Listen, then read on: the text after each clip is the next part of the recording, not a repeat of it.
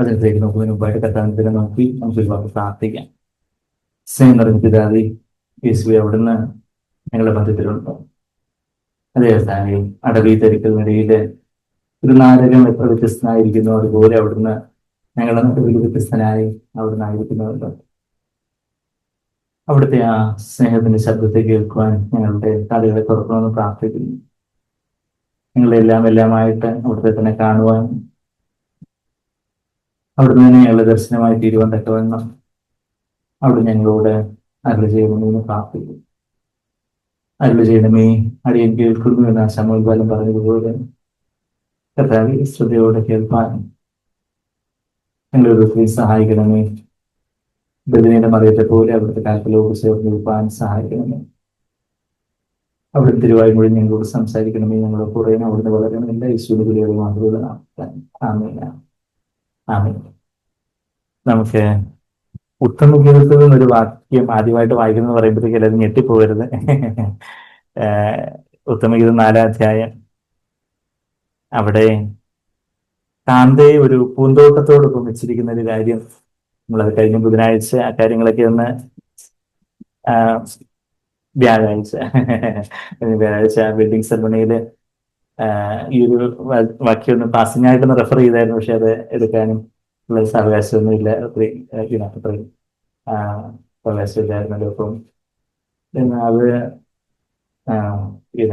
ചില കാര്യങ്ങൾ ദൈവം നമ്മുടെ ഹൃദയത്തിലേക്ക് ഇമ്പ്രസ് ചെയ്യുമ്പോൾ അതിനെക്കുറിച്ച് കൂടുതലായിട്ട് കാര്യങ്ങൾ കർത്താവ് നമ്മളോട് സംസാരിക്കാനും ഇടപെടാനും ആഗ്രഹിക്കുന്ന പോലെ ഉള്ള ദിവസങ്ങളായിരുന്നു. എനിക്ക് പേഴ്സണലായിട്ട് കർത്താവ് നമ്മെ ഒരു പൂന്തോട്ടമായിട്ട് കാണുന്നു. നമ്മളുടെ ജീവിതമാകുന്ന ഒരു പൂന്തോട്ടം. ഉത്തമഗീതം 4:12 ആ വാക്യമുള്ള ഉത്തമഗീതം 4-ാം അധ്യായം അതിന്റെ 12-ാമത്തെ വാക്യം. അവിടെ മണവാളൻ മണവാട്ടിയെ കുറിച്ച് പറയുകയാണ്. എന്റെ സഹോദരി, എന്റെ കാന്ത, കെട്ടി അടച്ചിരിക്കുന്ന ഒരു തോട്ടം, അടച്ചിരിക്കുന്ന ഒരു നീരുറവ്, മുദ്രയിട്ടിരിക്കുന്ന ഒരു കിണർ എന്ന് നമ്മൾ അവിടെ വായിക്കുന്നു. നമ്മുടെ ജീവിതത്തെ ഒരു പൂന്തോട്ടമായിട്ട് കർത്താവ് കാണുന്നു. നമ്മളുടെ ആത്മീയ ജീവിതത്തെ ആ ഒരു രീതിയിൽ നമ്മൾ കണ്ടിട്ടുണ്ടോ? നമ്മള് വചനത്തില് ഒരു ചില പൂന്തോട്ടങ്ങളെ കുറിച്ചൊക്കെ വായിക്കുന്ന കാര്യങ്ങളൊക്കെ വ്യാഴാഴ്ച ചെറുതായിട്ടൊക്കെ ഒന്ന് സൂചിപ്പിക്കാനൊക്കെ അവസരം തന്നു. നിങ്ങൾ എല്ലാവരും അവിടെ ഇല്ലായിരുന്നു. അപ്പൊ ദൈവം ഏതൻ പൂന്തോട്ടം ആദ്യം മനുഷ്യന് കൊടുത്തു. ദൈവം മനുഷ്യനെ സൃഷ്ടിക്കുമ്പോൾ തന്നെ ഒരു പൂന്തോട്ടം അവന് കൊടുത്തുകൊണ്ട്. പൂന്തോട്ടം ഇഷ്ടമില്ലാത്ത ആരെങ്കിലും ഉണ്ടോ? പൂന്തോട്ടം, ഗാർഡൻ, എല്ലാവർക്കും ഗാർഡൻ ഇഷ്ടമല്ലേ? കുറച്ച് മെനക്കെടണമെങ്കിലും അത് മെയിൻറ്റെയിൻ ചെയ്യാനും കാര്യങ്ങളൊക്കെ മെനക്കേടാണെങ്കിലും ഒരു നല്ലൊരു പൂന്തോട്ടം കാണുമ്പോൾ ആരാകിൽ എന്ത് മിഴിയുള്ളവർ നോക്കി നിന്നിരിക്കാം എന്ന് കവി പാടിയതുപോലെ വൈരാഗ്യമേറിയ വൈദികനാട്ടെ എന്ന് പറഞ്ഞാല് ഭയങ്കര വൈരാഗ്യം എന്ന് പറഞ്ഞാൽ ആരോടുള്ള മുൻവൈരാഗ്യം എന്നുള്ള അർത്ഥത്തില്ല, മറിച്ച് വിരക്തി, അതുപോലെയൊക്കെയുള്ള വലിയ ഈ ലോകത്തോടുള്ള വലിയ ലോകവും എല്ലാ കാര്യങ്ങളും എല്ലാം എന്ന് പറയുമ്പോഴും ഒരു ദൈവത്തിന്റെ ഒരു കലാവിരുതാണ് ചെടികളും പൂക്കളും അതെല്ലാം. ദൈവം മനുഷ്യനെ സൃഷ്ടിച്ചപ്പോ തന്നെ ആദ്യത്തെ ഗിഫ്റ്റ് എന്തായിരുന്നു? ആദാമിനെ കൊടുത്തേ, ഹവ്വയെ കൊടുത്തു. അത് രണ്ടാമത്തെ ഗിഫ്റ്റാന്ന് പറയേണ്ട ഒരു ഇല്ലേ? ആദ്യത്തെ ഗിഫ്റ്റ് നമ്മളെ ഉൽപ്പത്തി 2-ാം അധ്യായത്തില് അതിന്റെ 15-ാമത്തെ വാക്യത്തില് യഹോവയായ ദൈവം മനുഷ്യനെ കൂട്ടിക്കൊണ്ടുപോയി ഏദൻ തോട്ടത്തിൽ വേല ചെയ്യുവാനും അതിനെ കാക്കുവാനും അവിടെ ആക്കി. To cultivate it and to keep it. അതിന്റെ ഒരു റെസ്പോൺസിബിലിറ്റി, ഉത്തരവാദിത്വമൊക്കെ കൊടുത്ത് ഒരു ഏദൻ തോട്ടം, ഏറ്റവും മനോഹരമായിട്ടുള്ള, ഇന്ന് നമ്മള് കണ്ടിട്ടുള്ളതിലും വെച്ച് ഏറ്റവും മനോഹരമായിട്ടുള്ള ഒരു പൂന്തോട്ടം, നമുക്ക് ചിന്തിക്കാവുന്നതിലും അപ്പുറമായിട്ടുള്ള ദൈവം തന്നെ സൃഷ്ടിച്ച ഒരു പൂന്തോട്ടം എന്ന് പറഞ്ഞാൽ എങ്ങനെ എത്ര മനോഹരമായിട്ടൊരു പൂന്തോട്ടമായിരിക്കും അത്. ആ ഏദൻ തോട്ടത്തെ അതിനെ കൾട്ടിവേറ്റ് ചെയ്യുവാനും അത് തോട്ടത്തിൽ വേല ചെയ്യുവാനും ആദ്യം തന്നെ ഒരു പ്രൊഫഷനൊക്കെ നൽകി, ഷെൽട്ടറും നൽകി, എന്നിട്ട് അതിനെ കാത്തുകൊള്ളണം, അതിനെ ടു കീപ് ഇറ്റ്. ആദാമിന് ദൈവം രണ്ട് പൂന്തോട്ടങ്ങളെ കൊടുത്തു എന്ന് പറയാം. ഒന്ന് ഈ ഏദൻ പൂന്തോട്ടം, രണ്ടാമത്തെ പൂന്തോട്ടം എന്തായിരുന്നു? നമ്മള് താഴോട്ട് നോക്കുമ്പോൾ ആ കർത്താവിന് മനസ്സിലായി ഇവനെ ഒറ്റയ്ക്ക് ഇരുത്തുന്നത് ശരിയാവത്തില്ല, ആളാകെ ബോറടിച്ചു പോകും. അപ്പം അതിന്റെ 16-ാമത്തെ വാക്യത്തിലെ യഹോവയായ ദൈവം മനുഷ്യനോട് കൽപ്പിച്ചത് എന്തെന്നാൽ തോട്ടത്തിലെ സകല വൃക്ഷങ്ങളുടെയും ഫലം നിനക്ക് ഇഷ്ടം പോലെ തിന്നാം എന്നൊക്കെ പറഞ്ഞിട്ടും എന്നാൽ നന്മതിന്മകളെ കുറിച്ചുള്ള അറിവിന്റെ വൃക്ഷത്തിൽ നിന്ന് ഫലം തിന്നരുത്, തിന്നുന്ന നാളെ നീ മരിക്കും എന്നൊക്കെ പറഞ്ഞിട്ട് ആദാമിനെ ആദാം സന്തുഷ്ടനാണ്. എന്നാലും എന്താ അനന്തര യഹോവയായ ദൈവം മനുഷ്യൻ ഏകനായിരിക്കുന്നത് നന്നല്ല, ഞാൻ അവന് തക്കതായ ഒരു തുണയെ ഉണ്ടാക്കി കൊടുക്കും എന്ന് അരുളി ചെയ്തു. ഒരു തക്കതായിട്ടുള്ള ഒരു തുണ, സ്യൂട്ടബിൾ ഹെൽപ്പ് വേണം. അപ്പൊ നമ്മള് കർത്താവിന്റെ ഒരു പൂന്തോട്ടമാണ് നമ്മൾ പറഞ്ഞു തുടങ്ങിയത്. അപ്പോ ആദാമിന് ഏതും തോട്ടത്തിന്റെ കൂടെ ഹവയാകുന്ന ഒരു പൂന്തോട്ടം കൂടെ കൊടുത്തതുപോലെയാണ് നമ്മെ കർത്താവ് നമ്മെ ഒരു പൂന്തോട്ടമായിട്ട് പിതാവാൻ ദൈവം യേശുവിനെ കൊടുത്തിരിക്കുന്നു. നമുക്കൊരു ഉത്തരവാദിത്വമുണ്ട് ആ ഒരു പൂന്തോട്ടം കാപ്പാൻ. അപ്പം ഞാൻ ഒരു രസകരമായിട്ടുള്ള ഒരു പോർഷൻ, നമ്മളതിന്ന് ഒരു കഥ പോലെ അത് വായിക്കുമ്പോൾ, എന്നാൽ നടന്ന സംഭവമാണ്, എന്നാൽ വളരെ ഒരു വർണ്ണനാത്മകമായിട്ട് അത് പറയുമ്പോൾ തക്കതായിട്ടുള്ളൊരു തുണയെ വേണം. അപ്പൊ തക്കതായിട്ടുള്ള തുണയെ ഉണ്ടാക്കി കൊടുക്കണം എന്നൊക്കെ അരുളി ചെയ്തു പിതാവ് പുത്രനും പരിശുദ്ധാത്മാവും കൂടെ അരുളി ചെയ്തു. അപ്പം ആദാം ഇങ്ങനെ നോക്കുക, തക്കതായ തുണ ഇപ്പം വരുന്നത്, തക്കതായ തുണ ആരാ വരുന്നത്, തക്കതായ തുണ ആരാ വരുന്നത് നോക്കിയപ്പം പെട്ടെന്നൊരു പിടിയാന വന്നു എന്ന് പറഞ്ഞാൽ അതവിടെ വായിക്കുന്നത്. യഹോവയായ ദൈവം ഭൂമിയിലെ സകല മൃഗങ്ങളെയും ആകാശത്തിലെ എല്ലാ പറവുകളെയും നിലത്തു നിന്ന് നിർമ്മിച്ചിട്ട് മനുഷ്യൻ അവയ്ക്ക് എന്ത് പേരിടുമെന്ന് കാണുവാൻ അവന്റെ മുമ്പിൽ വരുത്തി. അപ്പൊ അവൻ എന്താ, ഈ ഓരോ മൃഗങ്ങൾ വരുമ്പം അതിനെന്താ വിളിക്കാൻ പോന്നേ? ഇത് തക്കതായ, ദൈവത്തിന് അറിയാം ആരാണ് ഈ തക്കതായ തുണ ഇനിയിപ്പോ കൊണ്ടുവെക്കാൻ പോകുന്ന കാര്യം. എന്നാ അതിനു മുമ്പ് ഈ എന്തിനാ പറയുന്നേ, ഹവ്വയെ കൊടുക്കുന്നതിന് മുമ്പായിട്ട് എല്ലാ മൃഗങ്ങളെയും പക്ഷികളെയും ഒക്കെ ആദാമിന് മുമ്പില് കൊണ്ടുവരുത്തി. Brought them to the man to see what he would call them. എന്താ നീ ഇവനെ വിളിക്കാൻ പോകുന്നത്? അപ്പം അവസാനം ഹവ്വയെ കണ്ടപ്പോ എന്താ വിളിക്കുന്നേ എന്നുള്ള കാര്യം നമ്മൾ താഴോട്ട് കാണുന്നുണ്ട്. എന്നാൽ ബാക്കിയുള്ളവരെ എല്ലാം അവന്റെ ഒരു എക്സൈറ്റ്മെന്റ് എങ്ങനെ ആയിരിക്കും, അവന്റെ ആ ഒരു പരവേശം അല്ലെങ്കിൽ അവന്റെ ഒരു ആവേശം എന്തായിരിക്കും, അവന്റെ റെസ്പോൺസ്, അവന്റെ പ്രതികരണം എന്തായിരിക്കും എന്ന് അറിയാൻ വേണ്ടി നല്ല മയിലിനെ, വളരെ സുന്ദരിയായിട്ടുള്ള ഒരു പെൺമയിലിനെ കൊണ്ട് നിർത്തി. അതായത് വലിയ ഒരു പേരൊക്കെ ഇട്ടിട്ട്, വലിയ കൂസലൊന്നുമില്ല. പിന്നെ എന്താ, ഒരു പശു, ഒരു ആന, സിംഹം. അന്ന് ആ സമയത്ത് സിംഹത്തിന് ദംഷ്ട്രകളൊന്നും കാണത്തില്ല, പാപത്തിന് ശേഷം അതൊക്കെ വന്നേ. അതുപോലെ വലിയ പുള്ളിപ്പുലി, വളരെ സുന്ദരമായിട്ടുള്ള നല്ല പക്ഷികള്, ജീവജാലങ്ങളെയൊക്കെ ഓരോരുത്തരെയൊക്കെ കൊണ്ട് ഈ brought them to see what he would call them. അവൻ എന്തോ അതിനെ പേരിട്ട് വിളിക്കാൻ നിന്ന് തക്കതായ തുണയെ ഞാൻ കൊടുക്കുമെന്ന് പറഞ്ഞു. ഇതാണ് എന്റെ തക്കതായ തുണ എന്ന് പറഞ്ഞ് ഇവരെ ആരെങ്കിലും കയറി പിടിക്കൂ, ആരെങ്കിലും ഒന്ന് കൈക്കൊള്ളൂ എന്നുള്ളത് കാര്യം ദൈവം നോക്കുവാണ്. അപ്പോ അങ്ങനെ മനുഷ്യനെ എല്ലാ കന്നുകാലികൾക്കും ആകാശത്തിലെ പറവുകൾക്കും 20-ാമത്തെ വാക്യം എല്ലാ കാട്ടുമൃഗങ്ങൾക്കും പേരിട്ടു. എങ്കിലും ഇതിനകത്തൊന്നും മനുഷ്യന് തക്കതായ ഒരു തുണ കണ്ടു കിട്ടിയില്ല. ആകയാൽ അതായത് യേശുവിനെ തക്കതായിട്ടുള്ള ഒരു തുണയായിട്ട് ഇന്ന് ലോകത്തിലെ സുന്ദരന്മാരോ സുന്ദരിമാരോ അല്ലെങ്കിൽ കായിക ബലമുള്ളവരും അതുപോലെ വലിയ വലിയ വലിയ പ്രഭുക്കന്മാരും രാജാക്കന്മാരും ഒക്കെ ഒത്തിരി ആൾക്കാരൊക്കെ ഈ ലോകത്തുണ്ട്.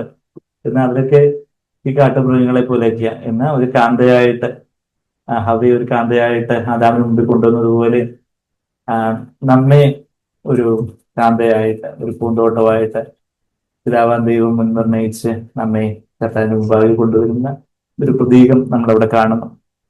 ചില യേശുവിനെ വിളിച്ചിരിക്കുന്നത് എന്താ? യേശു നമ്മൾ 1 Corinthians, ഇവിടെ ഒരു വിരൽ വെച്ചുകൊണ്ട് നമ്മൾ 1 Corinthians 15-ാം അധ്യായത്തിലേക്ക് പോകുമ്പോൾ ഈ സഹോദരന് യേശുവിനെ ആദാമിനെയും കൂടെ ഒക്കെ കമ്പയർ ചെയ്യാൻ തുടങ്ങിയത് ഇവിടുത്തെ ഇന്റർപ്രിട്ടേഷൻ ആണ് ചോദിച്ചാൽ എന്റെ ഇന്റർപ്രിട്ടേഷൻ അല്ല. 1 Corinthians 15-ാം അധ്യായത്തില് പരിശുദ്ധാത്മാവ് പൗലോസ് അപ്പോസ്തലനോട് അത് പറഞ്ഞിട്ടുണ്ട്. 1 Corinthians 15-ാം അധ്യായത്തിന്റെ 45-ാമത്തെ വാക്യം അവിടെ എന്താ നമ്മൾ വായിക്കുന്നേ? ഒന്നാം മനുഷ്യനായ ആദം ജീവനുള്ള ദേഹിയായി തീർന്നു. അവന് ലിവിങ് സോൾ, അവനൊരു ദേഹി ദൈവം കൊടുത്തു. ദൈവം പൊടിയിൽ നിന്ന് നിർമ്മിച്ചു കൊടുത്തു. 32:7 നമ്മളത് കാണുന്നുണ്ട്. അവനൊരു ദേഹിയുണ്ട്. പിന്നെ ദൈവത്തിന്റെ ശ്വാസം, ആ ശ്വാസം റുവാഹ് അല്ലെങ്കിൽ റുവാഹ് എന്ന് പറയുന്ന ഇബ്രാഹിം പദത്തിന് ശ്വാസമെന്നും ആത്മാവെന്നല്ല പറയാം. ദൈവത്തിന്റെ ശ്വാസം അവന് കൊടുത്തപ്പം അവനൊരു ആത്മാവും കൂടെ ഉണ്ട്. ആത്മാവും കൂടെ ഉരുവായി. അങ്ങനെ ജീവിക്കുന്ന ഒരു ലിവിങ് സോളായിട്ട് അവൻ മാറി. ബാക്കി എല്ലാ മൃഗങ്ങളെക്കാട്ടിലും പക്ഷികളിൽ നിന്നൊക്കെ വ്യത്യസ്തനായിട്ട് അവനൊരു തൃത്വം ഉണ്ടായി. ദൈവം ത്രിയേകനായിരിക്കുന്നത്, പിതാവ് പുത്രൻ പരിശുദ്ധാത്മാവ് ത്രിയേകനായിരിക്കുന്നത് പോലെ അവനും എന്തായി?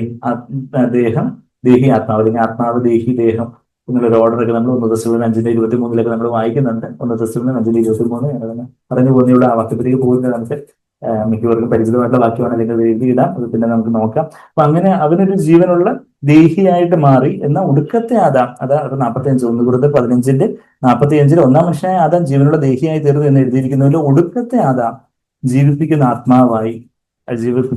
ആത്മാവായി ഈ last Adam became A life giving spirit. കർത്താവ് ഒരു ജീവിപ്പിക്കുന്ന ആത്മാവായിട്ട് തീർന്നു. അത് ഈ ഒടുക്കത്തെ ആദാം എന്ന് പറഞ്ഞാൽ ആരാ? അതാണ് യേശുക്രിസ്തു. അതിന്റെ തൊട്ട് താഴെ ഈ 47 വാക്യത്തില് ഒന്നാം മനുഷ്യൻ ഭൂമിയിൽ നിന്ന് മണ്ണുകൊണ്ടുള്ളവൻ, രണ്ടാം മനുഷ്യൻ സ്വർഗത്തിൽ നിന്നുള്ളവൻ. രണ്ടാം മനുഷ്യൻ, അതായത് ആദാമിനെ ദൈവം ഒരു പൂർണ്ണ മനുഷ്യനായിട്ട് സൃഷ്ടിച്ചു. എന്ന ആദാം തോറ്റുപോയിടത്ത് രണ്ടാം മനുഷ്യനായിട്ട് യേശുവാണ്. രണ്ടാം മനുഷ്യൻ അല്ലെങ്കിൽ ഒടുക്കത്തെ ആദാം എന്നുള്ളത് കർത്താവിന്റെ ഒരു അപരനാമധേയമായിട്ട്. ഇപ്പം പലർക്ക് വീട്ടിൽ വിളിക്കുന്ന ഒരു പേര്, സ്കൂളിൽ വിളിക്കുന്ന ഒരു പേരെന്നൊക്കെ പറയുന്ന പോലെ, ചിലർക്കാണെങ്കിൽ ചർച്ചിലൊരു പേര്, വീട്ടിലൊരു പേരെന്നൊക്കെ പറയും. നമുക്ക് ഇപ്പം നമ്മളെ അജുബേർന്ന് വിളിക്കും. പിന്നെ അവിടെ കുക്ഷിയിൽ ചെന്ന് നോക്കുമ്പോൾ ഉമ്മൻ ജോർജ്. അതാണ് ഉമ്മൻ ജോർജ്. നമ്മൾ അങ്ങനെ സാധനം ഞങ്ങളുടെ ചർച്ചിലുണ്ടോ? അജുബേറിന്റെ അപരനാമധേയമാണ് എന്ന് പറയുന്നത് പോലെ. അപ്പൊ എന്ന് പറയുന്നത് പോലെ കർത്താവിനുള്ള പല നാമധേയങ്ങൾ. കർത്താവിന് ഇമ്മാനുവൽ എന്ന പേരിട്ട് വിളിക്കുമെന്ന് നമ്മൾ പറഞ്ഞു. കർത്താവ് ഒടുക്കത്തെ എന്നുള്ള വാക്കുമ്പം ചിലര് ഇന്നത്തെ പഴയ മലയാളത്തിലായി ഒടുക്കത്തെ. നമ്മൾ ഈ ഒടുക്കത്തെ സാധാരണ ആൾക്കാർ ചീത്ത വിളിക്കാൻ കഴിയും. ഒടുക്കത്തെ ആരർത്ഥത്തില്ല, ഒടുവിലത്തെ, ലാസ്റ്റ്, അവസാനത്തെ, ഒടുവിലത്തെ ആദാം. അപ്പൊ ആ ഒടുവിലത്തെ ആദാം, അപ്പൊ ആദ്യത്തെ ആദാമിനെ ദൈവം ഹവയാകുന്ന ഒരു രണ്ടാം പൂന്തോട്ടത്തെ കൊടുക്കുന്നത് പോലെ, അത് ഏദൻ പൂന്തോട്ടത്തിന്റെ കൂടെ ഹവയെ ഒരു പൂന്തോട്ടമായിട്ട് അവന് കൊടുത്തു. അവന്റെ ഹവയെ ഒരു പൂന്തോട്ടമായിട്ട് നമുക്ക് ഉപമിക്കാം. ദാമ്പത്യ ജീവിതത്തെ, വിവാഹ ജീവിതത്തെ ഒരു പൂന്തോട്ടമായിട്ട് ഉപമിക്കാം. നമ്മുടെ ആത്മീയമായിട്ട് ചിന്തിക്കുമ്പോൾ നമ്മുടെ ജീവിതം നമ്മളൊരു അടച്ചിരിക്കുന്ന ഒരു സീൽഡ് ഗാർഡൻ ആണ്. കെട്ടി അടച്ചിരിക്കുന്ന ഒരു പൂന്തോട്ടമാണ്. കർത്താവിന്റെ മുമ്പാകെ നമ്മളൊരു പൂന്തോട്ടമാണ്. ആ പൂന്തോട്ടത്തെ നാം എങ്ങനെ കാക്കുന്നു, കർത്താവിനായിട്ട് എങ്ങനെ കാക്കുന്നു എന്നുള്ള കാര്യമൊക്കെയാണ് നമ്മള് ഈ സവൻ എന്തോ വലിയ ഞായറാഴ്ച ഏതാണ്ട് കാവ്യമോ കവിതയോ കാര്യങ്ങളോ ഒക്കെ പറയുവാണെന്ന് ചിന്തിക്കുന്നുണ്ട്. വചനത്തിലുള്ള കാര്യങ്ങൾ സാധാരണ നമ്മൾ പറയുന്ന കാര്യങ്ങൾ അതിന് കുറച്ചുകൂടെ ഒരു അലങ്കാരിക ഭാഷയിൽ വചനത്തിലെ ഉള്ള കാര്യങ്ങൾ, അതിന്റെ ചില പ്രതീകങ്ങളും കാര്യങ്ങളും ഒക്കെ ആയിട്ട് നമ്മൾ കാണുമ്പോൾ, ഈ വചനത്തിലെ പ്രതീകങ്ങൾ കാണുമ്പോൾ ഉള്ളൊരു സന്തോഷം എന്ന് പറഞ്ഞാൽ ഇത് ദൈവനിശ്വാസീയമാണെന്നുള്ളൊരു കാര്യം നമുക്കത് കുറച്ചുകൂടെ ഒരു ഉറപ്പായിട്ട് ലഭിക്കും. ശരി, ഈ വചനം ഇത് ആരെങ്കിലും മനുഷ്യരുണ്ടാക്കി എഴുതി വെച്ചതായിരുന്നെങ്കിൽ ഇതുപോലെ ഇത്രയും കോറിലേഷൻ, ഇപ്പൊ ആദാമിന്റെ കാര്യം, യേശുവിന്റെ കാര്യം, എത്രയോ നൂറ്റാണ്ടുകളുടെ, എത്രയോ വർഷങ്ങളുടെ ഗ്യാപ്പില് ആണ് ഈ തിരുവചനം ഉൽപ്പത്തി മുതല് വെളിപാട് പുസ്തകം വരെ എഴുതപ്പെട്ടത്. അപ്പൊ ആ മോശയുടെ സമയം മുതല് യോബിന്റെ പുസ്തകം ആദ്യത്തെ പുസ്തകം നമ്മൾ കരുതപ്പെടുന്നത് പറയുന്നത് യോബിന്റെ പുസ്തകം, അതിനുശേഷം പിന്നെ മോശയുടെ 5 പുസ്തകങ്ങൾ. അപ്പൊ അങ്ങനെയുള്ള അത്രയും വർഷങ്ങളുടെ ഒരു ഗ്യാപ്പില് എഴുതപ്പെട്ട ഒരു പുസ്തകമാണ് ബൈബിള്. എത്രയോ അത് 3 ഭൂഖണ്ഡങ്ങളിലുള്ള ആൾക്കാര്, പലവിധമായിട്ടുള്ള സോഷ്യൽ സ്ട്രാറ്റയിലുള്ള ആൾക്കാര്, രാജാക്കന്മാര്, ദാവീദ് രാജാവൊക്കെ ആയിരുന്നു, ശലോമോൻ രാജാവായിരുന്നു, ദാവീദ് ഇടയനായിരുന്നപ്പോഴേ പുസ്തകം എഴുതി. അതുപോലെ അങ്ങനെയുള്ള സമൂഹത്തിന്റെ പല തരത്തിലുള്ള മുക്കുവന്മാരായിട്ടുള്ള പത്രോസ്, യോഹന്നാനും ഒക്കെ ഈ തിരുവചനം എഴുതി. അങ്ങനെ സമൂഹത്തിന്റെ പല തുറകളിലുള്ളവര്, പല കാലഘട്ടങ്ങളിലുള്ളവര്, പല ഭൂഖണ്ഡങ്ങളിലുള്ളവരൊക്കെയും ഈ പുസ്തകം എഴുതുവാനായിട്ട് ദൈവം അവരെ പ്രേരിപ്പിച്ചു. ഇത് മനുഷ്യനായി എഴുതി ഉണ്ടാക്കിയ ഒരു പുസ്തകമായിരുന്നെങ്കിൽ ഈ ഉൽപ്പത്തിയിൽ പറയുന്നതും വെളിപാടിൽ പറയുന്നതും എല്ലാം നമ്മൾ അതിനകത്ത് ഉൽപ്പത്തി മുതൽ വെളിപാട് മുതൽ കാണുന്നതെല്ലാം ഒരേ ഒരു കാര്യത്തിലേക്ക് ചേർന്ന് പോകുന്ന ആ ഒരു ദൈവത്തിന് മനുഷ്യനോടുള്ള ആ ഒരു സ്നേഹബന്ധത്തിന്റെ, ആ പ്രണയബന്ധത്തിന്റെ, ആ ഒരു കർത്താവിന്റെ കാന്തി ഒരുക്കുന്നതിന്റെ ആ ഒരു ആ ഒരു ദൈവത്തിന് മനുഷ്യനോടുള്ള ഒരു കൂട്ടായ്മയ്ക്കായിട്ടുള്ള ദൈവത്തിന്റെ ഒരു ദാഹവും ആ കാര്യങ്ങളെ പറയുന്ന ഒരു വലിയൊരു പുസ്തകമാണ് നമ്മുടെ ബൈബിൾ എന്ന് പറഞ്ഞത്. അത് ദൈവത്തിന്റെ ശ്വാസം ഉള്ളത് കൊണ്ടാണ് ഇത്രയും 40ഓളം മനുഷ്യർ എഴുതിയ മനുഷ്യരായ ദൈവം പരിശുദ്ധാത്മാവിനാൽ എഴുതിയ പുസ്തകമായി ബൈബിൾ. അത് എല്ലാം ഒന്നായിട്ടായിരിക്കുന്നത്. ഇപ്പൊ മനുഷ്യരായിട്ട് നമ്മളിപ്പോ 40 പേരുള്ള ഒരു സ്ഥലത്തിരുന്ന് ഒരേ സാഹചര്യത്തിൽ ജനിച്ചു വളർന്ന 40 പേരുള്ള ദൈവത്തെ കുറിച്ച് എഴുതിയ പണ്ട് ആൾക്കാർ ഈ അന്ധന്മാർ ആനയെ കണ്ടതുപോലെ പല ഇത് ആന മുറവാണ്, എന്താ ചൂലാണ്, തൂണാണെന്നൊക്കെ പറഞ്ഞതുപോലെ എന്തെങ്കിലുമൊക്കെ എഴുതി വെക്കും എന്ന് പറയുന്നത് പോലെ ഇന്ന് നമുക്കറിയാം ദൈവത്തെക്കുറിച്ചുള്ള വേറെ ഒത്തിരി സങ്കല്പങ്ങളുള്ള ഒരു സമൂഹത്തിലാണ് നമ്മൾ ജീവിക്കുന്നത്. എന്നാൽ ബൈബിളിലെ അത് ഉൽപ്പത്തി മുതൽ ഒരുപാട് വരെയുള്ള പുസ്തകങ്ങളെല്ലാം അത് എത്ര വ്യത്യസ്തമായിട്ട്, എത്ര അനന്യമായിട്ട്, യുണീക്കായിട്ട് ഈ ദൈവത്തെ വരച്ചു കാട്ടുന്നു, കർത്താവിനുള്ള ദൈവത്തിന് നമ്മളുള്ള സ്നേഹത്തെ വരച്ചു കാട്ടുന്നു എന്നുള്ള കാര്യം നമ്മൾ കാണുന്നുണ്ട്. അപ്പൊ നമുക്ക് ആദാമിന് ഹവ്വയെ ഒരുക്കി കൊടുത്ത ആ രംഗം നമ്മൾ ഒന്നുകൂടെ തിരിച്ച് നമുക്ക് 6000 വർഷത്തിലേക്ക് പെട്ടെന്ന് നമുക്ക് ഒരു ഫ്ലാഷ് ബാക്ക് അടിച്ചാൽ നമ്മള് ഏതൻ തോട്ടത്തിലേക്ക് എത്തുന്നു. നമ്മുടെ ഇവരുടെ ഈ സൂപ്പർ ബുക്കിലൊക്കെയാണ് തോന്നുന്നത് പെട്ടെന്ന് ഫ്ലാഷ് ബാക്ക് അടിച്ച് ഇവര് ടൈമിൽ സഞ്ചരിക്കുന്ന കാര്യമൊക്കെ ഇവരുടെ കുഞ്ഞുങ്ങളുടെ സൂപ്പർ ബുക്കിനകത്തുണ്ട്. ഞാനിങ്ങനെ ഇത് കാണാൻ എനിക്കുള്ള ഒരു ഭാഗ്യം ലഭിച്ചിട്ടില്ല. പക്ഷെ എന്തൊക്കെയുണ്ട് ഇടയ്ക്ക് ഇവരുടെ കാർട്ടൂണിന്റെ ഡയലോഗ് കേൾക്കും, എന്തോ ഇങ്ങനെ പെട്ടെന്ന് ഏതൻ തോട്ടത്തിലോട്ട് ഇവർ എത്തുന്നേക്കും. അതുകൊണ്ട് നമുക്ക് പെട്ടെന്ന് ഏതൻ തോട്ടത്തിലേക്ക് ഒന്ന് കടന്നു പോകാം. ഉൽപ്പത്തി 2-ാം അധ്യായത്തില് നമ്മള് ബാക്കി എല്ലാവർക്കും ആദാം പേരിട്ട് കഴിഞ്ഞു. അത് കഴിഞ്ഞിട്ട് ആരെയും കണ്ടില്ല. 20-ാമത്തെ വാക്യത്തിന്റെ അവസാനം ഉൽപ്പത്തി 2-ന്റെ ജെനസിസ് 2:20 അവസാനം, എങ്കിലും മനുഷ്യന് തക്കതായ ഒരു തുണയെ കണ്ടു കിട്ടിയില്ല. ആകയാൽ അതുകൊണ്ട് എന്ത് ചെയ്തു? സോ യഹോവയായ ദൈവം മനുഷ്യന് ഒരു അനസ്തീഷ്യ കൊടുത്തു. അതല്ലേ, ഗാഠനിദ്ര കൊടുത്തു. നമുക്ക് ആ ഒരു ഗാഠനിദ്ര അവന് സാധാരണ ഒരു നിദ്രയായിരുന്നെങ്കിൽ എന്താ ഈ റിപ്കേജ് ഒക്കെ പൊട്ടി പൊളിക്കുമ്പോ സാധാരണ നിദ്രയാണെങ്കിൽ അയ്യോ പത്ത് എന്നെ പിടിച്ചോണേ എന്ന് പറഞ്ഞുകൊണ്ട് അതോ എഴുന്നേറ്റ് ഓടിയതിനെ. പക്ഷെ ഇത് ഗാഠ നിദ്ര കൊടുത്തു. അപ്പൊ അതുപോലെ ശരിക്കും നല്ലൊരു ജനറൽ അനസ്തീഷ്യ തന്നെ കൊടുത്തു എന്ന് ആദ്യത്തെ ജനറൽ അനസ്തീഷ്യ എന്നൊക്കെ ഞങ്ങള് മെഡിക്കൽ ഡോക്ടേഴ്സ് ഒക്കെ ഈ ബൈബിള് വായിച്ചിട്ട് ഇങ്ങനെയൊക്കെ പറയാറുണ്ട്. അതുപോലെ തന്നെ ഹാർട്ട് ട്രാൻസ്പ്ലാന്റേഷൻ സർജറിയാണ് നമ്മളവിടെ എഹെസ്കേൽ 36-26 കല്ലുകൊള്ള ഹൃദയത്തെ മാറ്റി മാംസമായ ഹൃദയത്തെ നൽകിയ ദൈവത്തിന്റെ ഹാർട്ട് ട്രാൻസ്പ്ലാന്റേഷൻ സർജറി. കർത്താവിന്റെ ഇയർ റീകൺസ്ട്രക്റ്റീവ് സർജറി ഒക്കെ ഗെത്സമനെ തോട്ടത്തില് ആ ഒരു സേവകന്റെ ചെവിയൊക്കെ പത്രോസ് വെട്ടിമുറിച്ച് കളഞ്ഞപ്പോൾ ഇയർ റീകൺസ്ട്രക്റ്റീവ് സർജറി ഒക്കെ കർത്താവ് ചെയ്ത കാര്യങ്ങൾ, അങ്ങനെയൊക്കെയുള്ള പല വളരെ നൂതനമായിട്ടുള്ള വലിയ വൈദ്യരംഗത്തെ വലിയ കാര്യങ്ങളൊക്കെ കർത്താവ് മഹാവൈദ്യനായിട്ട് ഗ്രേറ്റ് ഫിസിഷ്യനായിട്ട് കർത്താവ് ചെയ്ത കാര്യം നമുക്കറിയാം. ദൈവം ആദാമിനൊരു ഗാഠനിദ്ര വരുത്തി. അത് യേശുവിനെ എപ്പോഴാണ് ഗാഠനിദ്ര വരുത്തിയത്? നമ്മൾ താഴോട്ട് വായിക്കുമ്പോൾ യേശുവിലും ആ കാര്യങ്ങള് യേശുവിനൊരു കാന്തയെ കൊടുപ്പാനായിട്ട് പിതാവ് വരുത്തിയ ഗാഠനിദ്ര നമുക്ക് ക്രൂസിൽ കാണാൻ പറ്റും. അതാണ് നമ്മൾ കണ്ടുവരുന്നത്. ഇവിടെ 21-ാമത്തെ വാക്യം ഉൽപ്പത്തി 2:21, ആകയാൽ യഹോവയായ ദൈവം മനുഷ്യന് ഒരു ഗാഠനിദ്ര വരുത്തി, അവൻ ഉറങ്ങിയപ്പോൾ അവന്റെ വാരിയെല്ലുകളിൽ, അത് റിബ്സ്, വാരിയെല്ലുകളിൽ ഒന്ന് എടുത്ത് അതിന് പകരം മാംസം പിടിപ്പിച്ചു. ഇംഗ്ലീഷില് closed up the flush at that place. അപ്പൊ ആ വാരിയെല്ലിൽ ഒന്ന് എടുത്തിട്ട് അവിടെ ആ മാംസമൊക്കെ പിടിപ്പിച്ച് അത് ഉണരുമ്പം പുറമെ അറിയത്തില്ല, പക്ഷെ അവന്റെ ഉള്ളിലൊരു സംതിങ് ഇസ് മിസ്സിങ് എന്നൊരു അവസ്ഥ. അപ്പൊ അവന്റെ വാരിയെല്ലുകളില് ഒന്നെടുത്തു. അവന്റെ വാരിയെല്ല് ഏത് വശത്തെ വാരിയെല്ലായിരിക്കും? ഇടത്തെ വശത്തെ വാരിയെല്ലെന്നാണ് ഞാൻ വിശ്വസിക്കുന്നത്. അതുകൊണ്ടെന്നാല് കർത്താവിന്റെ ഇടതുവശത്താണ് അവര് കുത്തിയത്. അവിടെയാണ് രക്തവും വെള്ളവും ഒക്കെ ഒഴുകിയതായിട്ട് നമ്മള് യോഹന്നാൻ 19-ാം അധ്യായത്തിൽ കാണുന്നത്. നമ്മള് ഈ ഉൽപ്പത്തി 2-ന്റെ 21-ൽ നിന്ന് നമ്മൾ പെട്ടെന്ന് യോഹന്നാൻ 19-ാം അധ്യായത്തിലേക്ക് ഒന്ന് ഫ്ലാഷ് ബാക്കിന് പകരം ഫ്ലാഷ് ഫോർവേഡ് ചെയ്യണമായിരിക്കും. എങ്ങനെയാണ് പറയുന്നത് എനിക്കറിയത്തില്ല. പെട്ടെന്ന് ഫാസ്റ്റ് ഫോർവേഡ് ചെയ്യുമ്പോൾ നമ്മൾ 2000 വർഷത്തോളം മുമ്പ്, നമ്മൾ 6000 വർഷത്തോളം മുമ്പ് ഏതൊരു തോട്ടത്തിൽ നിന്ന് പെട്ടെന്ന് നമുക്ക് അടുത്തൊരു തോട്ടത്തിലേക്ക് പോകാം. അത് എവിടാന്ന് ചോദിച്ചാൽ കാൽവരിയില് തോട്ടം ഏതാണ്ടുണ്ടോ? കാൽവരിയിൽ തോട്ടം ഉണ്ടോ എന്ന് ചോദിച്ചാൽ കർത്താവ് ക്രൂശിക്കപ്പെട്ടിടത്ത് ഒരു തോട്ടം ഉണ്ടായിരുന്നു എന്നുള്ളൊരു കാര്യമാണ് നമ്മൾ കാണുന്നത്. നമ്മൾ പൂന്തോട്ടത്തിലാണ് നമ്മുടെ ഭജന എന്ന് തുടങ്ങിയത്. നമ്മൾ എന്താ അടച്ചിരിക്കുന്ന ഒരു പൂന്തോട്ടമാണ് നമ്മൾ ഉത്തമഗീതം 4:12 കണ്ടത്. ഇവിടെ നമ്മള് യോഹന്നാൻ 19-ാം അധ്യായത്തില് കർത്താവിന് ഗാഠനിദ്ര വരുത്തിയ ക്രൂശിലെ അനുഭവത്തിന്റെ കാര്യം വർണ്ണിക്കുമ്പോൾ അവിടെ ഒരു തോട്ടം നമ്മൾ കാണുന്നുണ്ട്. 41-ാമത്തെ വാക്യം യോഹന്നാൻ 19:41 അവനെ ക്രൂശിച്ച സ്ഥലത്ത് തന്നെ, ക്രൂശിച്ചത് എവിടെ? ഒരു ഗൊൽഗോഥ മല അല്ലെങ്കിൽ കാൽവരി മല. ഗൊൽഗോഥ എന്നുള്ളതും കാൽവരി എന്നുള്ളതും രണ്ടും ഒരേ അർത്ഥമാണ്. തലയോടിടം, പ്ലേസ് ഓഫ് സ്കൾ എന്നുള്ള വാക്കാണിത്. കാൽവരി എന്നുള്ളത് ഒരു ലത്തീൻ ഭാഷയിലുള്ളതാണെങ്കിൽ ഗുൽഗുദ എന്നുള്ളത് എബ്രായ ഭാഷയിലുള്ള പദമാണ്.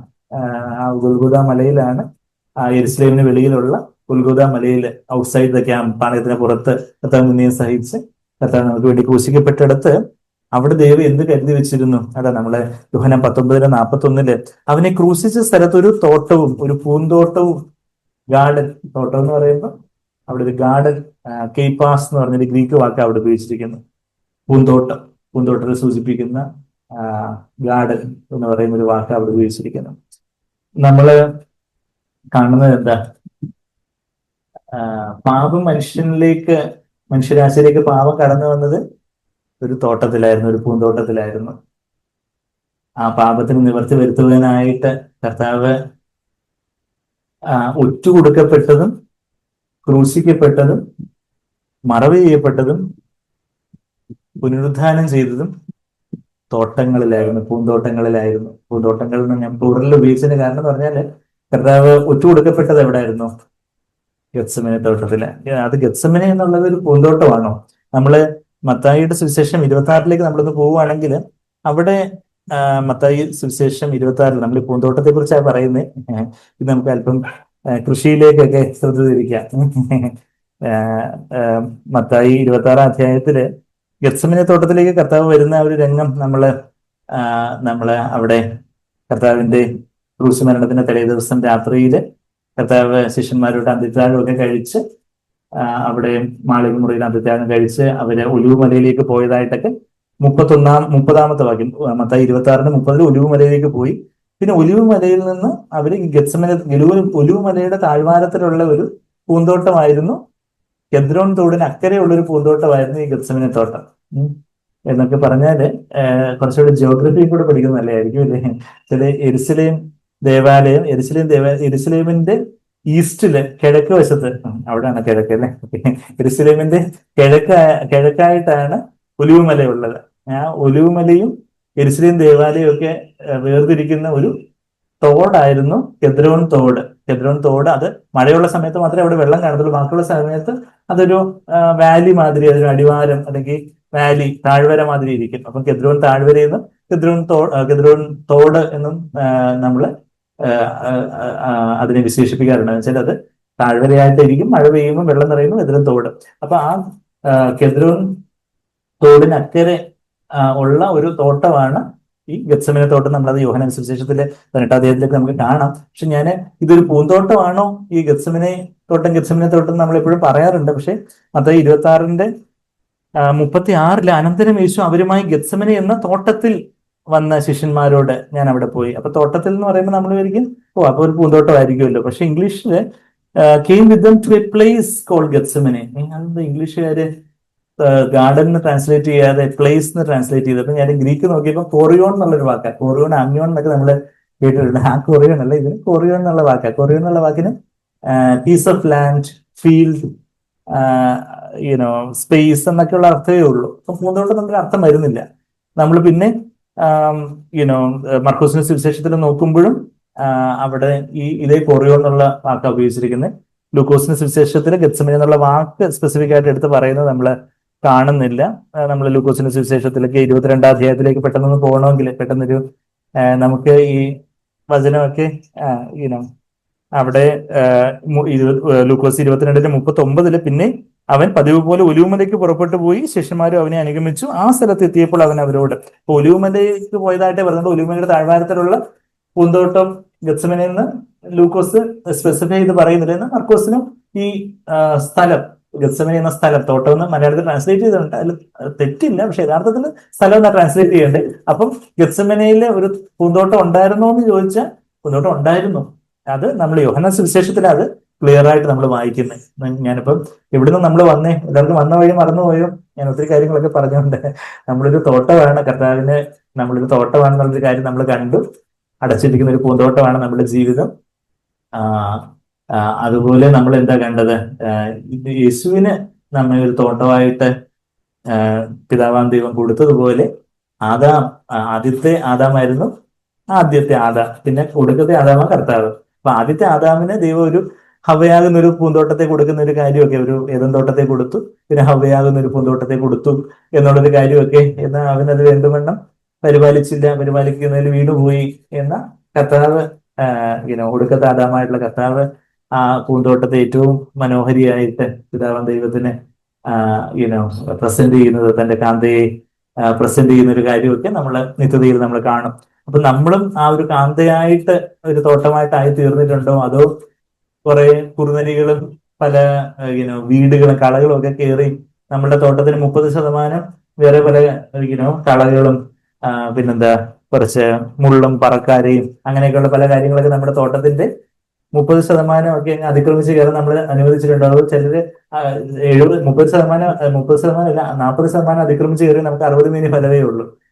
പിന്നെ 70% അതിക്രമിച്ച് കയറി 30 മേനി ഫലമേ ഉള്ളൂ. 30 മേനിയും 60 മേനിയൊക്കെ കഴിക്കുന്നവരുണ്ട്. എന്നാൽ 100% നമ്മളുടെ ജീവിതത്തെ കർത്താവിനായിട്ട് ഒരു പൂന്തോട്ടമായിട്ട് കാക്കുന്നവരാണ്.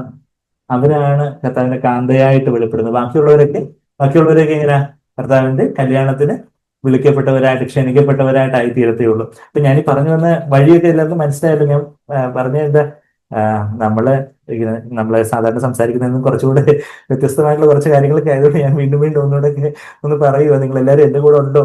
ചോദിച്ചു പോലെ സംസാരിക്കുമ്പോൾ സാധാരണ ഇങ്ങനെ ഇടയ്ക്ക് എല്ലാവരും എന്റെ കൂടെ ഉണ്ടോ? ഇപ്പൊ നമ്മുടെ ഈ ഒരു പുതിയ സ്ഥലത്തേക്ക് പോകുമ്പോൾ വഴികാട്ടുന്നയാൾ മുമ്പേ ഒക്കെ പോകും, കുറച്ച് കഴിയുമ്പോൾ തിരിഞ്ഞു നോക്കുമ്പോൾ ആരും ഇല്ല. ഞങ്ങള് മേരി സിസ്റ്ററിന്റെ വീട്ടിലേക്ക് പോയപ്പോൾ ഞങ്ങള് ആദ്യമൊക്കെ മുമ്പോട്ടൊക്കെ പോയി, പിന്നെ നോക്കിയപ്പോ ഈ പുറകെ വന്ന ആൾക്കാരൊന്നും കാണുന്നില്ല. അവര് അവിടെയൊക്കെ പിന്നെ നമ്മൾ അവിടെ പിന്നെ അങ്ങോട്ട് തിരിഞ്ഞ് എന്ന് പറഞ്ഞതുപോലെ നിങ്ങൾ എല്ലാവരും എന്റെ കൂടെ ഉണ്ടല്ലോ. അപ്പൊ നമ്മളിപ്പോ എവിടം വരെ എത്തി? കർത്താവിന് നമ്മളൊരു പൂന്തോട്ടമാണ്. ആദാമിന് ദൈവം ഒരു പൂന്തോട്ടമാകുന്ന ഹവ്വയെ കൊടുക്കുന്ന ഒരു കാര്യമൊക്കെ നമ്മൾ കണ്ടു.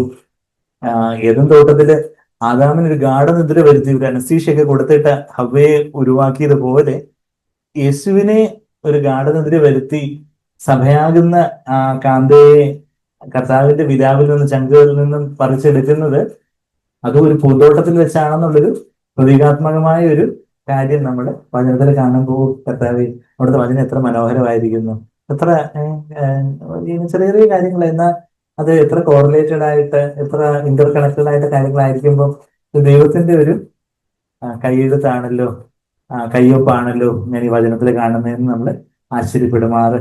അത് എത്ര മനോഹരമായിരിക്കുന്നു. അത് നമ്മൾ നമ്മൾ യോഹന്നാൻ 18 നമ്മൾ വരുമ്പോൾ, അപ്പൊ ഞാൻ പറഞ്ഞതെന്ന് വെച്ചാൽ ഗെത്സമനെ തോട്ടത്തിലാണ് കർത്താവ് അറസ്റ്റഡ് ആവുന്നത്, കർത്താവ് ഒറ്റുകൊടുക്കപ്പെടുന്നത്, അറസ്റ്റ് ചെയ്യപ്പെടുന്നത് ഒക്കെ ഒരു പൂന്തോട്ടത്തിൽ വെച്ചായിരുന്നു. പാപം കടന്നു വന്നത് എല്ലാവരും എന്നെ തന്നെ നോക്കണം, എല്ലാവരും ഉണർന്നിരിക്കുന്നു എന്ന് ഉറപ്പുവരുത്താൻ വേണ്ടി.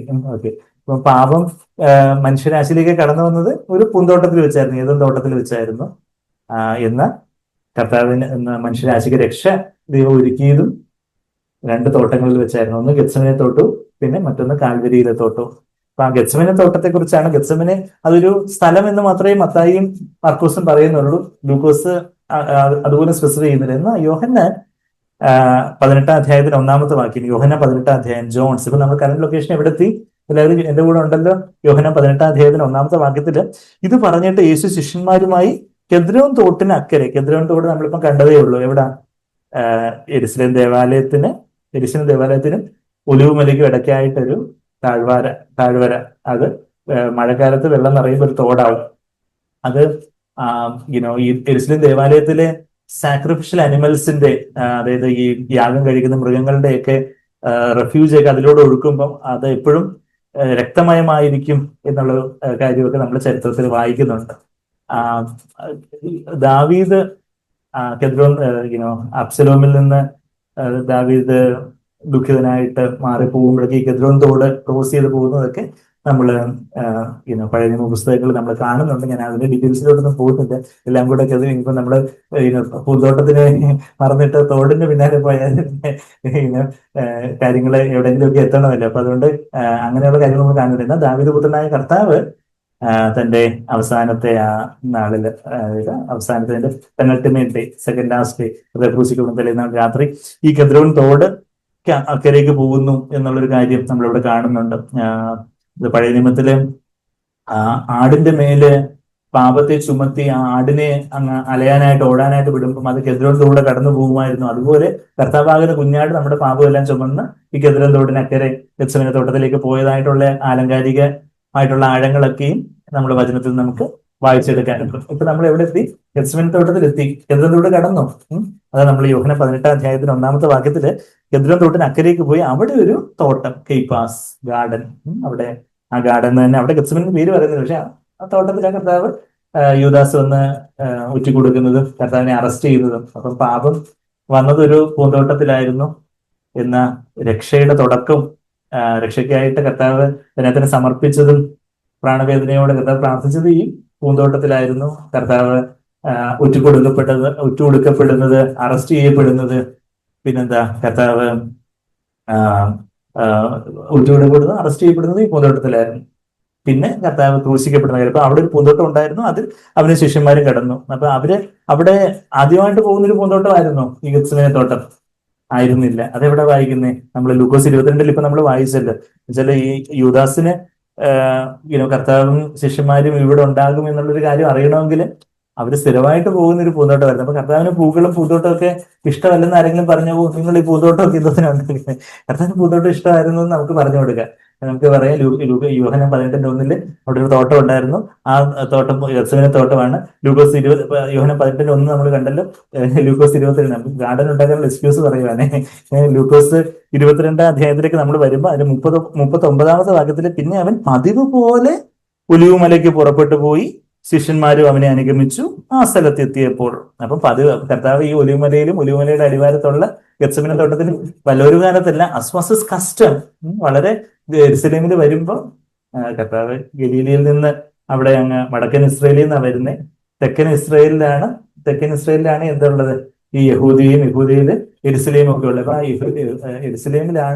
യെരുസലേമിന്റെ കിഴക്കുവശത്തായിട്ടുള്ള ഈ ഒലിവുമലയുടെ അടിവാരത്ത് ഈ തോട്ടമൊക്കെ ഉള്ളത്. ഒലിവുമലയുടെ അടിവാരത്ത് തന്നെയാണ് ബദനിയും ബത്ഫഗയൊക്കെ ഉള്ളത്. ആ ബദനിയിലാണ് കർത്താവ്, ബദനി മറിയം കർത്താവിന്റെ കാൽക്കല് അഭിഷേകം ചെയ്തത്, തലവഴി അഭിഷേകം ചെയ്തൊക്കെ കാര്യങ്ങളൊക്കെ നമ്മൾ വായിക്കുന്നത്. അപ്പം ഈ നമ്മൾ ആ കാര്യങ്ങളും ഇതൊക്കെ വായിക്കുമ്പം കാര്യങ്ങൾ നമുക്ക് ഹൃദ്യമായിട്ടുള്ള കാര്യങ്ങളാണ് ഇത്. ഇതൊക്കെ ഒരു ഊഹാപോഹങ്ങളല്ല. ഇന്നും ആ ഗെത്സമനെ തോട്ടവും കാര്യങ്ങളും ഒക്കെ ഇസ്രായേലിലേക്ക് ആരെങ്കിലും പോയാൽ നമ്മൾ പോകണം ഞാൻ അഡ്വൈസ് ചെയ്തില്ല. എപ്പോഴാ ബോംബ് പൊട്ടുന്നത്, എപ്പോഴാ ഹമാസ് ഭീകരന്മാര് അതുപോലുള്ള കാര്യങ്ങളൊക്കെ വന്ന് ഇത് തരുന്നത് നമുക്ക് അറിയത്തില്ല. അപ്പം അതുകൊണ്ട് എന്നാൽ നമുക്ക് സഹസ്രാബ്ദ വാഴ്ചയിൽ ഇതെല്ലാം നമുക്ക് കാണാനൊക്കെ. അതുകൊണ്ട് ഇപ്പോഴും നമ്മൾ ധൃതി പിടിക്കേണ്ട, പെട്ടെന്ന് തന്നെ കർത്താവ് വരും, സഹസ്രാബ്ദ വാഴ്ച തുടങ്ങും. അപ്പൊ നമുക്ക് എവിടെയാന്ന് വെച്ചാൽ നമുക്ക് അപ്പോഴൊക്കെ വിസിറ്റ് ചെയ്യാം. ഇപ്പോ നമ്മളപ്പോ എന്താ പതിവ് പോലെ ഈ കർത്താവ് തോട്ടം, അപ്പൊ കർത്താവിന് തോട്ടവും കാര്യങ്ങളൊക്കെ ഇഷ്ടമായിരുന്നു എന്നുള്ളൊരു കാര്യമാണ് നമ്മളവിടെ കാണുന്നത്. അപ്പൊ അതിൽ നമുക്ക് ഞാൻ തിരിച്ച് യോഹന്നാൻ 18 അധ്യായത്തിലേക്ക് വന്നു. യോഹന്നാൻ 18 അധ്യായത്തിൽ കർത്താവിനെ യൂദാസ് ഇസ്കരിയോത്ത് യൂദാസ് ഒറ്റുകൊടുക്കുന്നു, റോമൻ പടയാളികളെ അറസ്റ്റ് ചെയ്യുന്നു. അത് കഴിഞ്ഞിട്ട് യോഹന്നാൻ 19 അധ്യായത്തിൽ കർത്താവ് ക്രൂശി. അപ്പം ഗെത്സമനെ തോട്ടം ഒരു പൂന്തോട്ടം, ഗാർഡൻ, കെയ്പാസ് എന്നുള്ള ഒരു വാക്ക് നമ്മളവിടെ വായിക്കുന്നു. പിന്നെ യോഹന്നാൻ 19:41 അധ്യായത്തില് അവിടെ കർത്താവിനെ ഗാഠനിദ്ര വരുത്തിയ പിതാവാം ദൈവം കർത്താവിന് ക്രൂസിൽ ഒരു ഗാഠനിദ്ര വരുത്തിയ അല്ലെങ്കിൽ ക്രൂശ് മരണം വരുത്തിയ സ്ഥലത്ത് എന്തുണ്ടായിരുന്നു? യോഹന്നാൻ 19:41 അവനെ ക്രൂശിച്ച സ്ഥലത്തിന് ഒരു തോട്ടവും, ആ തോട്ടത്തിൽ മുമ്പേ ആരും വെച്ചിട്ടില്ലാത്ത പുതിയൊരു കല്ലറ ഉണ്ടായിരുന്നു. അപ്പൊ കർത്താവ് ക്രൂശിക്കപ്പെട്ടതും അടക്കപ്പെട്ട് ഉയർത്തെഴുന്നേറ്റതും ഒക്കെ ഒത്തിരി ദൂരെയുള്ള ആയിരുന്നില്ല, ഒരു സ്ഥലത്ത് തന്നെ ആയിരുന്നു. ആ ക്രൂശിക്കപ്പെട്ട അടുത്ത് തന്നെ ഒരു തോട്ടം ഉണ്ടായിരുന്നു. ആ തോട്ടത്തിൽ തന്നെ ഒരു ആരും വെച്ചിട്ടില്ലാത്ത ഈ അരമത്തെ ജോസഫിന്റെ പുതിയ കല്ലറയുണ്ടായിരുന്നു. അതുകൊണ്ടാണ് നമ്മള് ആക്ച്വലി ഒരു ചില പിക്ചേഴ്സ് ഉണ്ട്. ആ പിക്ചർ ഞാൻ ഗ്രൂപ്പിലൊന്നും ഷെയർ ചെയ്യുക. അതായത് കാൽവരി മലയില്, ഒരു വശത്ത് കാൽവരി മലയില് കർത്താവും 2 കള്ളന്മാരുടെ ക്രൂശ്, അതിന്റെ അടിവാരത്തില് ഒരു കല്ലറയിൽ, അതേ പിക്ചർ തന്നെ നമ്മൾ അവിടെ എന്താ വായിച്ചേ? അവിടെ ആ ഒരേ സ്ഥലത്ത് തന്നെ ആ പിക്ചർ നമ്മൾ നോക്കുമ്പോൾ അവിടെ ആ കാൽവരി മലയില് കർത്താവിന്റെ ക്രൂശ്, അതിന്റെ താഴെ തന്നെ അവിടെ ഒരു കല്ലറയില് കർത്താവ് ഉയർത്തെഴുന്നേറ്റ്. അതായത് പ്രയാസത്തിന്റെ താഴ്വരയില് ഞാൻ പ്രത്യാശയുടെ ഒരു വാതിൽ തുറക്കും. ഹോശിയ 2:15 ഞങ്ങളുടെ വീട്ടിലെ അതിവിടെ താഴത്തെ മാസ്റ്റർ ബെഡ്റൂമില് ആ ഒരു വചനം എഴുതുമ്പോൾ ഈ ഒരു പിക്ചർ അത് ഉപയോഗിച്ചിരിക്കുന്നത്. പ്രയാസത്തിന്റെ താഴ്വര, ക്രൂശ് മരണം പോലെ ഒരു പ്രയാസത്തിന്റെ താഴ്വരയില് കർത്താവ് ഒരു തുറന്ന വാതില്, പ്രത്യാശയുടെ ഒരു തുറന്ന വാതിൽ എന്ന് പറഞ്ഞാല് അതിനെയെല്ലാം അടക്കൻ പുനരുദ്ധാനത്തിന്റെ കർത്താവ് ഒഴിഞ്ഞ കല്ലറ വാതിലൊക്കെ തുറന്ന ഒരു ഒഴിഞ്ഞ വാതിൽ. നമ്മളുടെ പ്രയാസത്തിന്റെ താഴ്വരയിൽ, നമ്മളുടെ ജീവിതത്തില് പാപം കടന്നു വന്ന തോട്ടത്തിന് അനുഭവങ്ങൾ ഉണ്ടായിരിക്കാം. എന്നാൽ അതേ സാഹചര്യത്തിൽ തന്നെ നമ്മുടെ ജീവിതത്തിൽ എവിടെയൊക്കെ വീഴ്ചകളോ പ്രയാസങ്ങളോ താഴ്വരകളോ അതുപോലെയൊക്കെ ഉണ്ടായോ അവിടെ തന്നെ ശത്രുക്കളുടെ മുമ്പാകെ മേശൊരുക്കുന്ന ദൈവം എന്നൊക്കെ നമ്മള് സങ്കീർത്തനം 23:5 നമ്മൾ വായിക്കുന്ന പോലെ നമ്മളുടെ വീഴ്ചയിൽ, നമ്മളുടെ പ്രയാസത്തിന്റെ, നമ്മളുടെ ഞെരുക്കത്തിന്റെ ആ സാഹചര്യത്തിൽ തന്നെ പ്രത്യാശയുടെ ഒരു വാതിൽ തുറക്കുന്ന ആ വാക്യം നിങ്ങൾക്ക് എല്ലാവർക്കും അറിയാമല്ലോ അല്ലെ? ഹോശിയ 2:15. നമ്മളിവിടെ ഒരു വിരൽ വെച്ചുകൊണ്ട് ഹോശിയ 2:15 പോകുമ്പോൾ എന്താ, ദാനിയേൽ കഴിഞ്ഞിട്ട് എഹെസ്കേൽ കഴിഞ്ഞിട്ട് ദാനിയേൽ കഴിഞ്ഞിട്ട് ഹോശിയ 2:15 വാക്യം. അവിടെ നമ്മൾ എന്താ വായിക്കുന്നേ? അവിടെ 15 വാക്യം, അവിടെ നിന്ന് ഞാൻ അവൾക്ക് മുന്തിരിത്തോട്ടങ്ങളെയും പ്രത്യാശയുടെ വാതിലായി ആഖോർ താഴ്വര. ആഖോർ എന്നുള്ള വാക്കിന് അർത്ഥം പ്രയാസം, ട്രബിൾ, പ്രയാസം, ബുദ്ധിമുട്ട്, ട്രബിൾ. ആഖോർ എന്നുള്ള ആ വാക്കിന് അർത്ഥം അതാ അഖൂർ താഴ്വരയും കൊടുക്കും. അവൾ അവിടെ അവളുടെ യൗവനകാലത്തിൽ എന്ന പോലെ, അവൾ മിസ്രൈം ദേശത്തു നിന്ന് പുറപ്പെട്ടു വന്ന നാളിൽ എന്ന പോലെയും പാട്ടുകൾ പാടും. വിധേയയാകുമെന്നാണ് സത്യവേദ പുസ്തകത്തിൽ എഴുതിയിരിക്കുന്നത്. എന്നാൽ അന എന്നുള്ള ഒരു വാക്ക് അവിടെ ഉപയോഗിച്ചിരിക്കുന്നത് നമ്മളിപ്പോ ഓൺലൈനായിട്ടും കാണുന്നില്ല. പക്ഷെങ്കിൽ അന എന്നുള്ള വാക്കിന്റെ അർത്ഥം പാട്ട് പാടുക എന്നുള്ളൊരു അർത്ഥം. ടു ആൻസർ, ഉത്തരം പറയുക.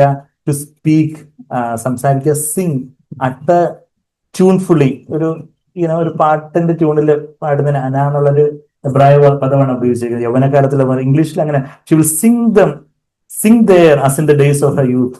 യൗവനകാലത്ത്, വയസ്സിലുമാരും പാടത്തില്. എന്നാൽ യൗവനകാലത്തിൽ എന്ന പോലെ ഒരു പാട്ട്, അതാ പറയുന്നത്. യൗവനകാലത്തിൽ എന്ന പോലെ അവള് പാടും എന്ന് പറയുന്നത് എവിടാ? ഈ പ്രയാസങ്ങളുടെ താഴ്വരയിൽ കർത്താവ് ഒരു പ്രത്യാശ. നമ്മുടെ ജീവിതത്തിലും, നമ്മളുടെ ജീവിതമാകുന്ന പൂന്തോട്ടത്തിൽ കർത്താവ് ഈ മുള്ളും പറക്കാരെയൊക്കെ പിടിച്ച്, എന്റെ ജീവിതത്തിന്റെ പല മേഖലകളിലൊക്കെ ഈ മുള്ളും പറക്കാരെയൊക്കെ പിടിച്ച് പല കയ്പും, ക്ഷമിക്കാൻ പറ്റാത്ത മനോഭാവങ്ങളും, പല ആകുല ചിന്തകളും, ചില അശുദ്ധമായിട്ടുള്ള കാര്യങ്ങളും, പല തരത്തിലുള്ള നിഗളങ്ങളും, നമ്മുടേതായ പല പരാതിയും പെറുവിറുപ്പും, അങ്ങനെയൊക്കെയുള്ള പല മുള്ളും പറക്കാരെയൊക്കെ എന്റെ ജീവിതമാകുന്ന പൂന്തോട്ടത്തില് കർത്താവ് ഇങ്ങനെ പിടിച്ചിരിക്കുമ്പോ ഇനി ഒരു പ്രത്യാശയുണ്ടോ? ഇനി എന്താ അവിടെ കർത്താവ് എന്താ പറയുന്നത്? പ്രയാസം, ഞാൻ അവളോട് ആ ബുദ്ധിമുട്ടിൽ തന്നെ 14 വാക്യം, അതുകൊണ്ട് ഞാൻ അവളെ വശീകരിച്ച് മരുഭൂമിയിൽ കൊണ്ടുചെന്ന് അവളോട് ഹൃദ്യമായിട്ട് സംസാരിക്കും. ചില മരുഭൂമിയുടെ അനുഭവങ്ങൾ, ചില പ്രയാസത്തിന്റെ അനുഭവങ്ങളിലേക്ക് ദൈവം നമ്മളെ കടത്തിക്കൊണ്ട് പോയതിനു വേണ്ടിയാ. വലിയ എല്ലാം വലിയ കെങ്കേമമായിട്ട് ഇരിക്കുമ്പോൾ കർത്താവിന്റെ ശബ്ദമൊന്നും കേൾക്കാൻ നമുക്ക് സമയമില്ല. എന്നാൽ കർത്താവ് മരുഭൂമിയുടെ അനുഭവങ്ങൾ പലരെയും കർത്താവ് ഗൾഫിലോട്ട് കൊണ്ടുപോയിട്ട് രക്ഷിക്കുന്നതെന്ന് കേട്ടിട്ടുണ്ട്. എന്ന് വെച്ചാൽ ഈ കേരളത്തിൽ വളരെ എല്ലാം ഒരു കുഴപ്പമില്ലാതിരിക്കുമ്പോൾ കർത്താവിനെ ഒന്നും കേൾക്കാൻ സമയമില്ല. ഗൾഫിലേക്ക് കൊണ്ടുപോകുമ്പോൾ മരുഭൂമിയുടെ അനുഭവം, അവിടെ വലിയ പ്രയാസം കാര്യങ്ങളൊക്കെ, അങ്ങനെയൊക്കെ വീട്ടിൽ നിന്നൊക്കെ ഒറ്റയ്ക്ക് ആയി നിൽക്കുമ്പോഴാണ് കർത്താവിന് അവർക്ക് രക്ഷയുടെ അനുഭവത്തെയും കൂടുതൽ ആഴത്തിലുള്ള ആത്മാനുഭവങ്ങളെയൊക്കെ പലർക്കും കൊടുക്കാൻ പറ്റുന്നത് നമ്മുടെ പല സഹോദരങ്ങളും സാക്ഷ്യം പറയാനായിട്ട് കേട്ടുള്ളൂ. അതിന്റെ ഒരു ചെറിയൊരു അനുഭവം എന്ന് പറഞ്ഞാൽ ഹോസ്റ്റലിലെ അനുഭവം എന്ന് പറഞ്ഞാൽ, ഞാനും സ്ത്രീയുടെയൊക്കെ വീട്ടിൽ നിന്ന് മാറി ഹോസ്റ്റലിൽ നിൽക്കുന്ന സമയത്താണ് രക്ഷിക്കപ്പെടുന്നത്. വീട്ടിൽ തന്നെ നിന്ന് ഡേ സ്കോളറായിട്ട് നിൽക്കുമായിരുന്നെങ്കിൽ ചിലപ്പം കുറച്ചുകൂടെ പ്രയാസമായിരിക്കും. എന്ന് വെച്ചാൽ എപ്പോഴും ആ ഒരു ബന്ധനത്തിന്റെ ആ ഒരു സ്ഥലത്തേക്ക് തന്നെ പോയിക്കൊണ്ട്, പക്ഷെ ഹോസ്റ്റൽ ദൈവം കുറച്ചൊന്ന് മാറ്റി നിർത്തി മരുഭൂമിയുടെ അനുഭവത്തിലേക്ക് കൊണ്ടുവന്ന് കർത്താവ് സംസാരിച്ചു എന്ന് പറഞ്ഞതുപോലെ നമ്മുടെ ജീവിതത്തിൽ ചില റുട്ടീനായിട്ടുള്ള ചില അതിൽ നിന്നൊക്കെ മാറ്റി ദൈവം ചില സാഹചര്യങ്ങളിലൂടെ, ചില രോഗാവസ്ഥകളിലൂടെ, ചില നിന്ന പരിഹാസങ്ങള്, ചില പ്രയാസങ്ങള്, തോൽവികള്, അങ്ങനെയൊക്കെയുള്ള ചില അവസ്ഥകളിലൂടെ കർത്താവ് നമ്മളുടെ ആ സാധാരണ ഉള്ള ഡേ ടു ഡേ റുട്ടീനിൽ നിന്ന് മാറ്റി നിർത്തി നമ്മളോട് സംസാരിക്കുന്ന ഒരു കർത്താവ്. അവളോട് ഹൃദ്യമായിട്ട് സംസാരിക്കും. അവിടെ ഞാൻ അവൾക്ക് മുന്തിരിത്തോട്ടങ്ങളെയും, അവിടെ ഒരു തോട്ടമുണ്ട്, മുന്തിരിത്തോട്ടങ്ങൾ, വിന്യാർഡ്സ്, പ്രത്യാശയുടെ വാതിലായ ആഖോർ താഴ്വര. ആഖോർ താഴ്വര അതിന്റെ ചരിത്രമൊന്നും ഞാൻ പിന്നെ പറയാൻ നിൽക്കുന്നില്ല. യോശുവയുടെ പുസ്തകത്തിൽ നമ്മള് ഇസ്രായേലിന് വളരെ ദയനീയമായ ഒരു പരാജയം സംഭവിച്ച ഒരു സ്ഥലമാണ് ഈ ആഖോർ താഴ്വര. ദയനീയമായ ഒരു പരാജയം, ഹായ് പട്ടണത്തിൽ അവർക്ക് ഒരു പരാജയം സംഭവിക്കുമ്പോൾ അവിടെ അഖാൻ എന്ന് പറയുന്ന ആളെ കുഴിച്ചിടുന്ന ഇസ്രായേലിന്റെ വളരെ നിന്ദ്യമായിട്ടുള്ള, വളരെ ഓർക്കാൻ അവർ ഇഷ്ടപ്പെടാത്ത ഒരു അനുഭവമായിരുന്നു ആഖോർ താഴ്വര. നമ്മുടെ യോശുവയുടെ പുസ്തകം 7-ാം അധ്യായത്തിലൊക്കെ ആ കാര്യങ്ങളൊക്കെ നമ്മൾ വായിക്കുന്നുണ്ട്. അപ്പം യോശുവ 7:24 ആ പോർഷനൊക്കെ വായിക്കുമ്പോൾ നമുക്ക് അതിന്റെ ആ ചരിത്രവും കാര്യങ്ങളൊക്കെ മനസ്സിലാവും. അവിടെ ഇസ്രായേലിന്റെ വല്ലാത്ത ഒരു നാണക്കേടും പ്രയാസത്തിന്റെയും നിന്നയുടെ ഒക്കെ ഒരു സ്ഥലമായിരുന്നു ആഖോർ താഴ്വര. എന്നാൽ ആഖോർ താഴ്വരയിൽ എന്താ, കർത്താവ് ഒരു പ്രത്യാശയുടെ വാതില്.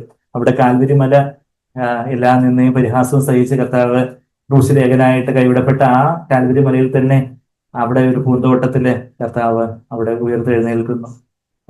ഏതൻ പൂന്തോട്ടത്തിൽ ഒരു പാപം വന്നു എന്നാ ഇവിടെ ഗെത്സമനെ തോട്ടത്തില് കർത്താവ് ഉറ്റുകൊടുക്കപ്പെടുകയും അറസ്റ്റ് ചെയ്യപ്പെടുകയും പിന്നെ കാൽവരിയിലെ ആ പൂന്തോട്ടത്തില് കർത്താവ് ക്രൂശിക്കപ്പെടുകയും ഉയർത്തെഴുന്നേൽക്കുകയും ചെയ്ത് ആ പാപത്തിന് ഒരു പരിഹാരം വരുത്തുന്ന ഒരു കർത്താവ്. നമ്മൾ എവിടെയൊക്കെ വീണുപോയോ അവിടെയൊക്കെ നമ്മളുടെ കുറവുകൾക്ക് ഒരു പരിഹാരം വരുത്തുന്ന ഒരു കർത്താവ്. അങ്ങനെ പരിഹാരം വരുത്തുമ്പോൾ അകത്താവിലേക്ക് കൊടുക്കുമ്പോൾ അവളുടെ യൗവനകാലത്തിൽ എന്ന പോലെ അവൾ മുസ്ലിം ദേശത്ത് നിന്ന് പുറപ്പെട്ടു വന്ന നാൾ മുസ്ലിം ദേശത്ത് നിന്ന് പുറപ്പെട്ടു വന്നപ്പോൾ എന്തൊരു സന്തോഷത്തോടെ അവൾ പാട്ടൊക്കെ പാടി എന്താ തപ്പു എടുത്ത ആർത്തു എന്നൊക്കെ നമ്മൾ മിരിയം തുപ്പെടുത്ത ആർത്തു എന്നൊക്കെ നമ്മൾ വായിക്കുന്നുണ്ട്. അപ്പം അതുപോലെ നാളിൽ എന്ന പോലെയും അവൾ വിധേയയാകും. എന്നാൽ കുറച്ചുകൂടെ കറക്റ്റായിട്ടുള്ള പരിഭാഷ അവള് പാട്ടുകൾ പാടും എന്നുള്ളൊരു കാര്യം. അപ്പൊ ഞാൻ തിരിച്ച് യോഹന്നാൻ 19 അധ്യായത്തിലേക്ക് വരുമ്പോൾ കർത്താവ് ഒരു തോട്ടത്തിൽ വെച്ചാണ് കർത്താവ് ക്രൂശിക്കപ്പെട്ടതും ഉയർത്തെഴുന്നേറ്റതും. ക്രൂശിക്കപ്പെട്ട് അടക്കപ്പെട്ട് ഉയർത്തെഴുന്നേൽക്കുന്നതും എല്ലാം ഒരു പൂന്തോട്ടത്തിലായിരുന്നു. അപ്പൊ ആ പൂന്തോട്ടത്തിലായിരുന്നു ആദാമിന് ഗാഠനിദ്ര വരുത്തിയത് പോലെ കർത്താവിന് ഗാഠനിദ്ര വരുത്തിയ ആര്? കർത്താവിന്റെ ചങ്ക് വിളർന്നത് എവിടാ? അതിന്റെ തൊട്ട് മുകളില് യോഹന്നാൻ 19:34 ഞാൻ അതൊക്കെ പറഞ്ഞ് ഞാൻ കൺക്ലൂഡ് ചെയ്യുക, അല്ലെങ്കിൽ ഞാൻ ഈ കാര്യങ്ങളെല്ലാം പറഞ്ഞ ഇനി ഒരു 2-3 മണിക്കൂറൊക്കെ ആയിപ്പോകും. അതുകൊണ്ട് യോഹന്നാൻ 19 അധ്യായത്തിന്റെ 34 വാക്യത്തിൽ എങ്കിലും പടയാളികളിൽ ഒരുത്തൻ കുന്തം കൊണ്ട് അവന്റെ വിലാപ്പുറത്ത് കുത്തി. അപ്പം ക്രൂശിച്ച കാൽവരി മല എവിടാ? ഈ പൂന്തോട്ടത്തിലൊക്കെ ക്രൂശിക്കപ്പെട്ടെടുത്ത് എന്തുണ്ടായിരുന്നു നമ്മൾ വായിച്ച്. അപ്പൊ നമ്മൾ ക്രൂശിച്ച സ്ഥലത്ത് തന്നെ ഒരു തോട്ടവും ഉണ്ടായിരുന്നു. അപ്പൊ ആ കാൽവരി മലയോട് ചേർന്നുള്ള ഒരു തോട്ടം, ആ അവിടെ ഒരു തോട്ടത്തിൽ വെച്ചാണ് പടയാളികളിൽ ഒരുത്തൻ പിതാവാൻ ദൈവത്തിന്റെ നിയോഗപ്രകാരം കർത്താവിന്റെ ഒടുക്കത്തെ ആദാമായിട്ടുള്ള കർത്താവിന്റെ വിലാപ്പുറത്ത്, ഇങ്ങനെ ഇടതുവശം എന്ന് പറയാൻ കാരണം ഇടതുവശത്താണ് ഹാർട്ട്. കർത്താവിന് ഡെക്സ്ട്രോ കാർഡിയ ഉള്ളതായിട്ടൊന്നും നമ്മളാരും അറിയത്തില്ല. ഡെക്സ്ട്രോ കാർഡ് എന്ന് വെച്ചാൽ ചില മനുഷ്യർക്ക് മാത്രം വലതുവശത്ത് ഹാർട്ട് കാണും. സാധാരണ എല്ലാവർക്കും ഇടതുവശത്തായിരിക്കും. അപ്പം കർത്താവിന് എന്താ ഇടതുവശത്ത് തന്നെ ആയിരിക്കും ഹാർട്ട്. അപ്പം ഹാർട്ട് ആ പെരിക്കാർഡിയം അതിനെ കവർ ചെയ്യുന്ന പെരിക്കാർഡിയം തുളയ്ക്കുമ്പോൾ ആ പെരിക്കാർഡിലെ ഫ്യൂഷൻ അത്രയും ആ ക്രൂശിലെ ആ വേദനയിലും അവിടെ ആഞ്ഞ് ശ്വസിക്കുമ്പോഴൊക്കെ ഉണ്ടായിട്ടുള്ള ആ വലിയ ഫ്യൂഷൻ, അത് വെള്ളമായിട്ടും ആ രക്തവും ആ ഹൃദയത്തിലുള്ള അവസാനത്തെ ആ രക്തം പമ്പ് ചെയ്യുന്നില്ല, ആ രക്തവും ഒലിച്ചു പോയി. പിന്നെ ഹൃദയത്തിലെ ആപാടെ രക്തം പമ്പ് ചെയ്യുന്നിടത്ത് അവസാനം അവശേഷിക്കുന്ന രക്തവും കൂടെ അവസാനത്തുള്ള രക്തവും നമുക്കായിട്ട് ചിന്തണം. ആ പാപയാഗമാവുന്ന കുഞ്ഞാടിന്റെ രക്തം മുഴുവനായിട്ട് യാഗപീഠത്തിന്റെ ചുവട്ടിൽ ഒഴിക്കണമെന്നൊക്കെ ലേവ്യ പുസ്തകം 16 അധ്യായത്തിൽ നമ്മൾ കാണുന്നുണ്ട്. അപ്പൊ അതുപോലെ ക്രൂശിക്കപ്പെട്ട ആ കുഞ്ഞാടാകുന്ന കർത്താവിന്റെ അവസാനത്തെ രക്തവും എനിക്കായിട്ട് കർത്താവ് ചെയ്യാൻ വേണ്ടി കർത്താവ് മരിച്ചതിന് ശേഷം വീണ്ടും വിലാപ്പുറം തുറന്നു കൊടുക്കുക. നീ കുത്തി അവസാനത്തെ രക്തവും എടുത്തു.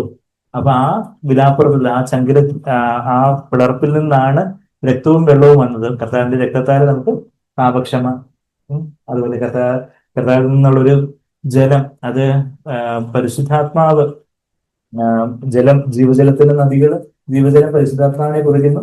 പിന്നെ വചനത്തെയും എഫേസർ 5:26 വചനമാകുന്ന ജലസ്നാനം, വചനത്തെ വെള്ളത്തോട് ഉപമിച്ചിട്ടുണ്ട്.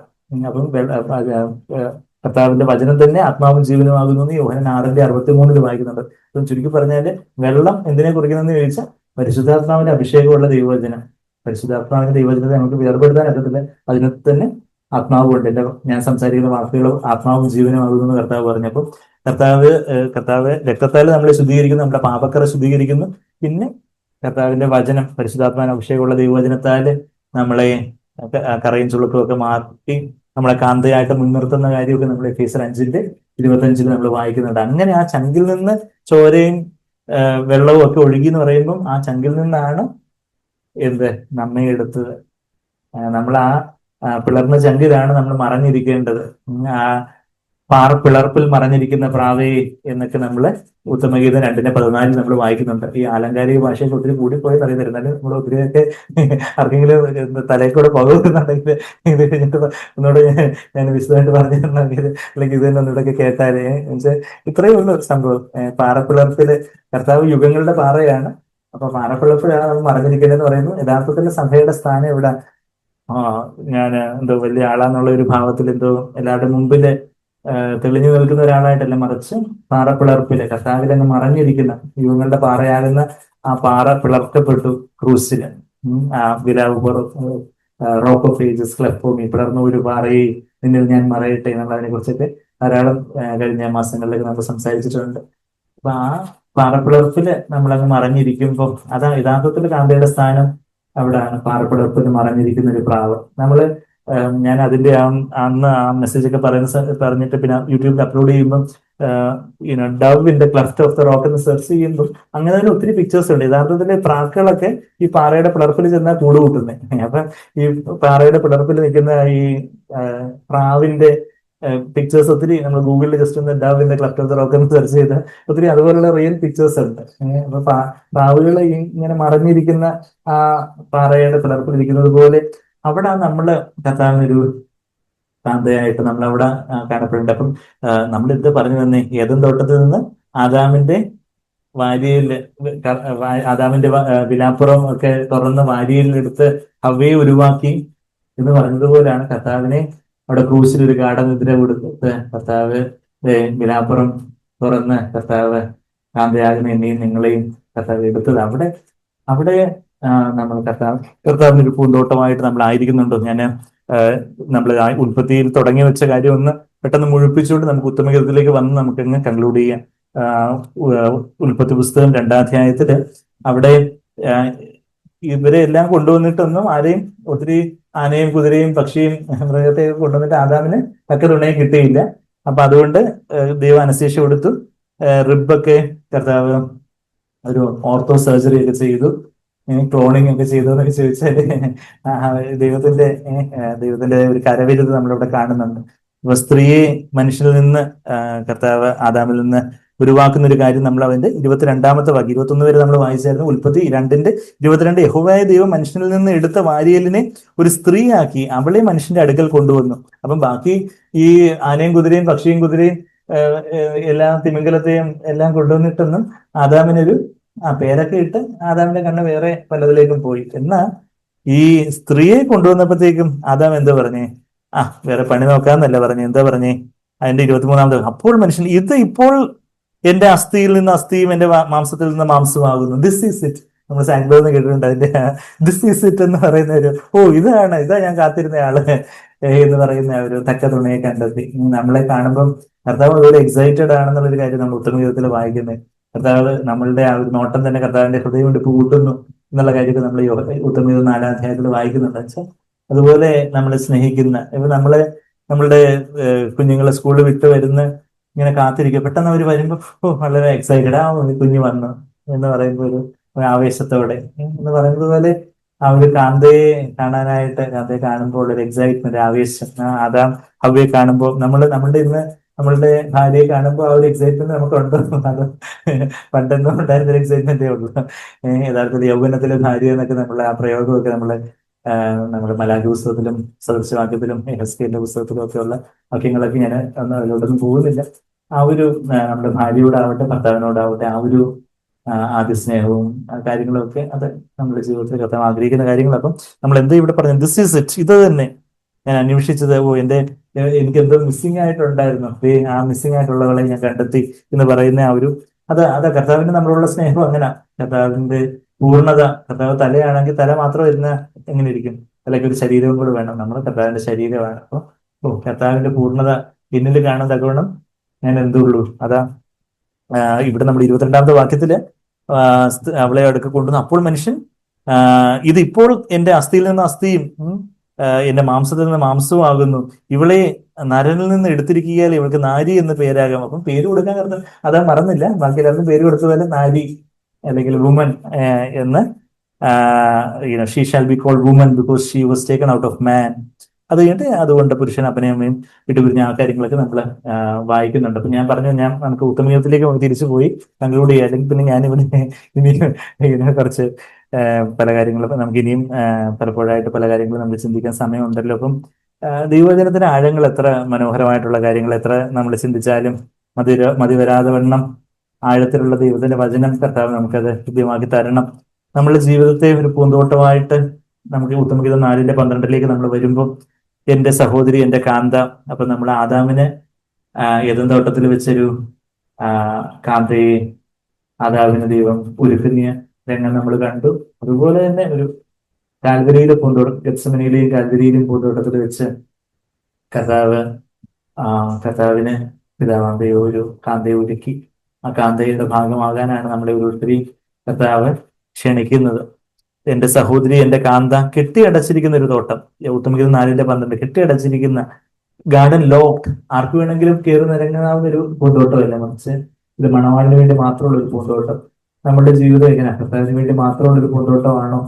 കർത്താവ് നമ്മളെ അസൂയയോടെ കാക്ഷിക്കുന്നു എന്ന് നമ്മൾ വായിക്കുന്നു. കർത്താവ് നമ്മളുടെ ആത്മമണവാളനാണ്. ലോകത്തിലെ പല കാര്യങ്ങൾക്കും കൺമോഹൻ, ജഡമോഹൻ, ജീവിതത്തിന്റെ പ്രതാപം, പണം, മനുഷ്യമാനം, ജടിക സുഖങ്ങൾ, അങ്ങനെയുള്ള കാര്യങ്ങൾ, കർത്താവിന് വേദന ഉണ്ടാക്കുന്ന പല കാര്യങ്ങൾക്കെല്ലാം നമ്മുടെ ജീവിതത്തിലെ സ്ഥാനമുണ്ടോ? അതോ കർത്താവേ, ഞാൻ അതെല്ലാം അനുഭവിക്കുന്നു, അതെല്ലാം അവിടെ രക്തത്താൽ കഴുകിക്കളയണം, അങ്ങേക്കായിട്ട് മാത്രമായിട്ടുള്ള ഒരു പൂന്തോട്ടമായിട്ട് അങ്ങേക്ക് മാത്രം കർത്താവേ, അങ്ങേക്ക് വില്ലേജ് ഹോം ചെയ്യാൻ തക്കവണ്ണം, അവിടത്തേക്ക് സ്വന്തം ഭവനത്തിൽ ഒന്നവണ്ണം വന്ന് വിശ്രമിക്കാൻ തക്കവണ്ണം എന്റെ ജീവിതം ഒരു ഏറ്റവും പരിമളമായിട്ടുള്ള ഒരു പൂന്തോട്ടമാക്കി തീർക്കുവാൻ അവിടത്തേക്ക് മനസ്സാകണമെങ്കിൽ നമുക്ക് പ്രാർത്ഥിക്കാം. അവിടെ അസൂയയോടെ കാക്ഷിക്കുന്ന ആ വാക്യം നിങ്ങൾക്ക് എല്ലാവർക്കും അറിയാം.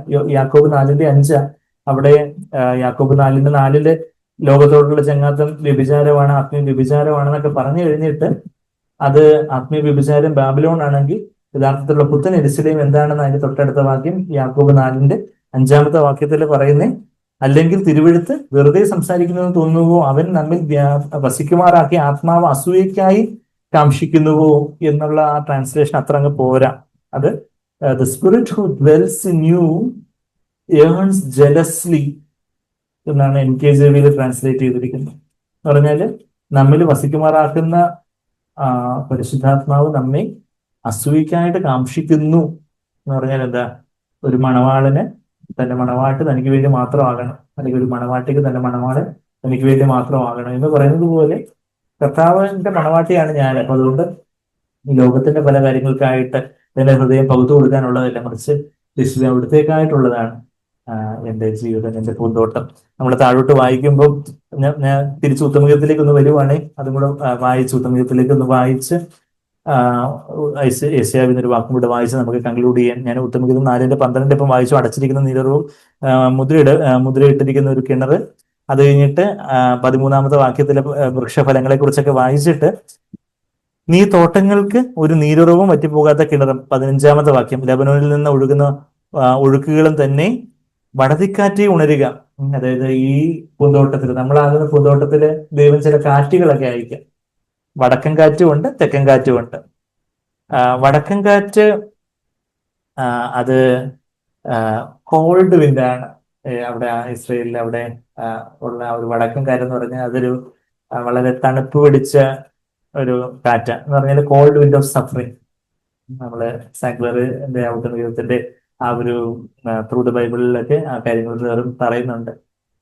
കോൾഡ് വിൻഡ് ഓഫ് സഫറിങ്, പല പ്രയാസങ്ങളും പ്രശ്നങ്ങളുടെയൊക്കെ ചില കാറ്റുകൾ നമ്മുടെ പൂന്തോട്ടത്തിൽ അടിക്കുമ്പോൾ അവിടെ എന്താ പരക്കണ്ടേ? പരാതിയും കുറുവെറുപ്പും ചോദ്യം ചെയ്യലും മത്സരവും അല്ല, മറിച്ച് സ്തോത്രം കർത്താവേ അവിടുന്ന് അനുവദിച്ചു, നന്ദി കർത്താവേ അവിടുന്ന് എല്ലാം നന്മയ്ക്കായിട്ട് ആക്കി തീർക്കുന്നു. ആ പൂന്തോട്ടത്തിൽ നിന്നൂടെ നമ്മുടെ ജീവിതത്തിൽ ചില കോൾഡ് വിൻഡ് ഓഫ് സഫറിങ് വന്നാലും പിന്നെന്താ? വടതിക്കാറ്റ് ഉണരുക, തെന്നിക്കാറ്റ് വരിക. തെന്നിക്കാറ്റ് എന്ന് പറഞ്ഞാൽ തെക്കൻ കാറ്റ്. തെക്കൻ കാറ്റ് അത് വളരെ വാം വിൻഡാണ്, of blessings and prosperity and അനുഗ്രഹത്തിന്റെ, സമൃദ്ധിയുടെ നല്ല കാര്യം. നമ്മുടെ ജീവിതത്തില് ചില നല്ല അനുഭവങ്ങളാവട്ടെ, ചില ചീത്തതായിട്ടുള്ള അല്ലെങ്കിൽ വേദന ഉണ്ടാക്കുന്ന ചില അനുഭവങ്ങളുടെ കാറ്റാകട്ടെ, ഇവിടുന്ന് കാറ്റ് വീശിയാലും എന്തായിരിക്കും അവിടെ നമ്മൾ വായിക്കുന്നേ? തെന്നിക്കാറ്റ് വരിക, എന്റെ തോട്ടത്തിൽ നിന്ന് സുഗന്ധം വീശേണ്ടതിന് അതിന്മേൽ ഊതുക, എന്റെ പ്രിയൻ തന്റെ തോട്ടത്തിൽ വന്ന് അതിലെ വിശിഷ്ട ഫലം ഭുജിക്കട്ടെ. എന്റെ പ്രിയനായിട്ടുള്ളതാണ് ഈ തോട്ടം. ഈ പ്രിയൻ അത് കഴിഞ്ഞിട്ട് അത് ബാക്കിയുള്ളവർക്കും ആ തോട്ടത്തിലെ ഈറ്റ് ഫ്രണ്ട്സ് എന്ന് പറഞ്ഞ സ്നേഹിതന്മാരെ തിന്നുമെന്ന് പറഞ്ഞ് ആ നമ്മുടെ ജീവിതത്തിലെ ഫലങ്ങൾ കർത്താവിനുള്ളതാണ്. കർത്താവ് മറ്റുള്ളവർക്കും അനുഗ്രഹമാക്കി കൊടുക്കുന്ന ഒരു കാര്യമാണ്. അതിന്റെ തൊട്ടടുത്ത വാക്യം 5-1 വാക്യത്തിൽ നമ്മൾ വായിക്കും, നമ്മുടെ തോട്ടം അത് കർത്താവിനുള്ളതാണ്, പൂർണ്ണമായിട്ടും കർത്താവിനെ ആസ്വദിക്കാനുള്ളതാണ്. എന്നാൽ കർത്താവ് അത് സന്തോഷത്തോടെ അത് ബാക്കിയുള്ളവർക്ക് അനുഗ്രഹത്തിനായിട്ട് ആ തോട്ടത്തിലെ ഫലങ്ങൾ, നമ്മുടെ ജീവിതത്തിന്റെ ആത്മാവിന്റെ ഫലങ്ങളും ശുശ്രൂഷയുടെ ഫലങ്ങളും ജീവിതത്തിന്റെ ഫലങ്ങളും ശുശ്രൂഷയുടെ ഫലങ്ങളും ഒക്കെ കർത്താവ് ഒഴുക്കി കൊടുക്കുന്ന ഒരു കാര്യം നമ്മൾ വായിക്കുന്നുണ്ട്. യെശയ്യാവ് 58 നനവുള്ള ഒരു തോട്ടമായി നിങ്ങൾ തീരും എന്ന് പറയുന്നൊരു പ്രോമിസും കൂടെ വായിച്ച് നമുക്ക് കൺക്ലൂഡ് ചെയ്യാം. ഈ ഉത്തമഗീതം കഴിഞ്ഞ യെശയ്യാവ് ആണല്ലോ. യെശയ്യാവ് 58 അതിന്റെ 11 വാക്യത്തില് അവിടെ മുമ്പിലുള്ള വാക്യങ്ങളൊക്കെ നമ്മൾ വായിക്കുമ്പോൾ അവിടെ ദൈവത്തിന്റെ ഇഷ്ടത്തിനായിട്ട് നമ്മെ തന്നെ ഏൽപ്പിച്ചു കൊടുത്താൽ നമുക്ക് ചുരുക്കത്തിൽ പറയാം. പല പല കാര്യങ്ങൾ നിങ്ങൾ ചെയ്താൽ എന്ന് പറയുമ്പം സിമ്പിളായിട്ട് പറഞ്ഞാൽ കർത്താവിന്റെ ഇഷ്ടം നമ്മളെ കുറിച്ച് എന്താണോ അതിന് നമ്മൾ ഏൽപ്പിച്ചു കൊടുത്താൽ യഹോവ നിന്നെ എല്ലായ്പ്പോഴും നടത്തുകയും യെശയ്യാവ് 58:11 വാക്യം, യഹോവ നിന്നെ എല്ലായ്പ്പോഴും നടത്തുകയും വരണ്ട നിലത്തിലും നിന്റെ വിശപ്പടക്കി നിന്റെ അസ്ഥികളെ ബലപ്പെടുത്തുകയും ചെയ്യും. നീ നനവുള്ള തോട്ടം പോലെയും വെള്ളം വറ്റിപ്പോകാത്ത നീരുറവ് പോലെയും ആകും. You will be like a watered garden and like a spring of water whose water do not free. നമ്മള് എപ്പോഴാ ഒരു നനവുള്ള തോട്ടമായിട്ട് പൂന്തോട്ടമായിട്ട് ആയിത്തീരുന്നത്? കർത്താവിന്റെ ഇഷ്ടത്തിനായിട്ട് നമ്മളതിനെ സമ്പൂർണ്ണമായിട്ട് ഏൽപ്പിച്ചു കൊടുക്കുമ്പോൾ ഇത് നമ്മൾ എന്താ കേട്ടത്? നമ്മളെ കർത്താവ് ഒരു പൂന്തോട്ടമായിട്ട് കാണുന്നു. ആ പൂന്തോട്ടത്തില് പല കളകളും മുള്ളും അതുപോലെയൊക്കെയുള്ള വീഡ്സും കാര്യങ്ങളും ഒക്കെ വന്ന് കയറി വരാന് നമ്മള് അനുവദിക്കുന്നുണ്ടോ? നമ്മൾ ഉത്തമഗീതത്തിൽ വേറൊരു വാക്യം കൊണ്ടുണ്ട്. അതിന്റെ 2:15 കുറുനരികളെ പിടിച്ചു കൊടുക്കുന്നതിന്റെ കാര്യം നമ്മൾ വായിക്കുന്നുണ്ട്. ആ തോട്ടത്തിലെ യുനോ ആ ഫലങ്ങളൊക്കെ നശിപ്പിക്കുന്ന ചില കാര്യങ്ങളുണ്ട്. ഞാൻ അത് പെട്ടെന്ന് വായിച്ചു നിർത്തുക. ഉത്തമഗീതം 2:15 വാക്യം, ഞങ്ങളുടെ മുന്തിരിത്തോട്ടങ്ങൾ പൂത്തിരിക്കുകയാൽ മുന്തിരിവള്ളി നശിപ്പിക്കുന്ന കുറുക്കന്മാരെ ചെറു കുറുക്കന്മാരെ തന്നെ പിടിച്ചു തരൂ. ചില കുറുക്കന്മാര് ചില ചെറു കുറുക്കന്മാരായിരിക്കും. ചെറിയ പാപങ്ങൾ, വലിയ പാപങ്ങളൊന്നും ആയിരിക്കത്തില്ല. ചെറിയ ചെറിയ പാപങ്ങൾ, ചെറിയ അലസത, ചെറിയ ചെറിയ കാര്യങ്ങൾ, ചെറിയ ചെറിയ കയ്പ്, ചെറിയ ചെറിയ ഒരു വിദ്വേഷം, അല്ലെങ്കിൽ അങ്ങനെ ചെറുതായിട്ടുള്ള ചില ചില കാര്യങ്ങൾ, നമ്മളുടേതായ ചില സമയം പാഴാക്കുന്ന ചില കാര്യങ്ങൾ, ചിലപ്പം മൊബൈൽ ഫോണിൽ അങ്ങനെ സമയം കളയുന്ന കാര്യങ്ങളായിരിക്കാം ചെറു കുറുനരികളായിട്ടുള്ളത്, ചെറു കുറുക്കന്മാരായിട്ടുള്ളത്. നമ്മുടെ പൂന്തോട്ടത്തെ നശിപ്പിക്കുന്ന കർത്താവിന് വേദന ഉണ്ടാക്കുന്ന നമ്മുടെ ജീവിതത്തിലുള്ള ചെറു കുറുക്കന്മാര് എന്തൊക്കെയാണ് നമ്മുടെ ജീവിതത്തില്? എവിടൊക്കെയാ അവിടെ വീഴ്ചകൾ സംഭവിക്കുന്നത്? അതൊക്കെ കർത്താവേ അതെല്ലാം അവിടെ നിന്ന് ക്ലീൻ ഔട്ട് ചെയ്താട്ടെ. ഞാൻ എന്നെ തന്നെ അവിടുന്ന് എന്നെ അസൂയോടെ കാക്ഷിക്കുന്നുവല്ലോ, തീക്ഷ്ണതയോടെ കാക്ഷിക്കുന്നുവല്ലോ. എന്നെ അവിടുത്തെ ആത്മാവിനാൽ നിറയ്ക്കണം. പരിശുദ്ധാത്മാവിനെ അതുപോലെ നമ്മൾ ഒരു നനവുള്ള തോട്ടമായിട്ട് എപ്പോഴും വറ്റി വരണ്ട, എല്ലാം വാടി ഇരിക്കുന്ന ഒരു തോട്ടം കാണാൻ ഒരു രസമില്ല. എന്നാൽ നനഞ്ഞ നല്ല ഇലകളൊക്കെ നല്ല നനഞ്ഞ പൂക്കളൊക്കെ നല്ല പൂത്തുലഞ്ഞ് നിൽക്കുന്ന പൂന്തോട്ടം എത്ര മനോഹരമാണ് എന്ന് പറയുന്നത് പോലെ നമ്മുടെ ജീവിതത്തിൽ പരിശുദ്ധാത്മാവിന്റെ ഒരു നനവ് എപ്പോഴും ഉള്ള ഒരു പറ്റിപ്പോകാത്ത നിറവി നനവുള്ള ഒരു തോട്ടവുമായിട്ട് കർത്താവ് നമ്മൾ തീർക്കാൻ സാധിക്കും. അവിടുന്ന് ഒരു തോട്ടത്തിൽ പാപം വന്നെങ്കിൽ വേറൊരു തോട്ടത്തില് കർത്താവ് ആ പാപത്തിന് പരിഹാരം വരുത്തുകയും ചെയ്തത് നമ്മുടെ കർത്താവ്. കർത്താവ് ഒരു പൂന്തോട്ടമായിട്ട് നമുക്ക് സമർപ്പിക്കാൻ കർത്താവെ, അവിടത്തേക്ക് ഏറ്റവും പ്രസാദകരമായിട്ട് എൻ്റെ ജീവിതമാകുന്ന പൂന്തോട്ടമായി തീരട്ടെ. അതിൽ അങ്ങക്ക് പ്രയാസമുള്ള എന്തെങ്കിലും കാര്യങ്ങളുണ്ടെങ്കിൽ, വേദന ഉണ്ടാക്കുന്ന എന്തെങ്കിലും കാര്യങ്ങളുണ്ടെങ്കിൽ അതെനിക്ക് ചൂണ്ടിക്കാണിച്ച് അവിടെ ഞാൻ മാനസാന്തരപ്പെടട്ടെ. അവിടുത്തെ ആത്മാവിൽ നീരുറവ ഇതിലേക്ക് അളവില്ലാതെ ഒഴുക്കണം. കർത്താവെ, അവിടത്തേക്കായിട്ട് ഫലം കായ്ക്കുവാൻ ആ പ്രിയൻ എപ്പോഴും വന്ന് ഈ ഫലങ്ങൾ ആസ്വദിക്കാൻ തക്കവണ്ണം ഈ പൂന്തോട്ടം പ്രിയനായിട്ട് മാത്രം കെട്ടിയടക്കപ്പെട്ട ഒരു പൂന്തോട്ടമായിട്ടായിരിക്കാൻ എന്നെ സഹായിക്കണം എന്നുള്ളൊരു പ്രാർത്ഥനയോടെ നമുക്കായിരിക്കാം. തന്നിടുക നിൻ കൃപാവരങ്ങൾ, പോരാട്ടത്തിൽ ഞാൻ തളർന്നിടാതെ. ഈ ഒരു പൂന്തോട്ടമാകുന്ന നമ്മുടെ ജീവിതത്തിൽ ഒരു പൂന്തോട്ടമായിട്ട് നാം കർത്താവിന് മുമ്പാകെ സമർപ്പിക്കുമ്പോൾ അവിടെ ഒരു പോരാട്ടമുണ്ട്. ആ പൂന്തോട്ടത്തെ നശിപ്പിക്കുന്ന പല കാര്യങ്ങളും വരുമ്പോൾ അവിടെ ശത്രുവിന്റെ അഗ്നി അസ്ത്രങ്ങളും ഒക്കെ അതിനെ തകർത്തിടുവാനായിട്ട് നോക്കുമ്പോൾ നാം അവിടെ കർത്താവിനോട് ചേർന്ന് നിൽക്കണം. ഭാരം പ്രയാസമേറുന്ന നേരത്തും ദുഃഖിതനായി ഞാൻ തീരുന്ന നേരത്തും ഒക്കെ നമ്മുടെ മനസ്സറിയുന്ന അരുമനാഥൻ അരികിലുണ്ട്, തളരുകയില്ല.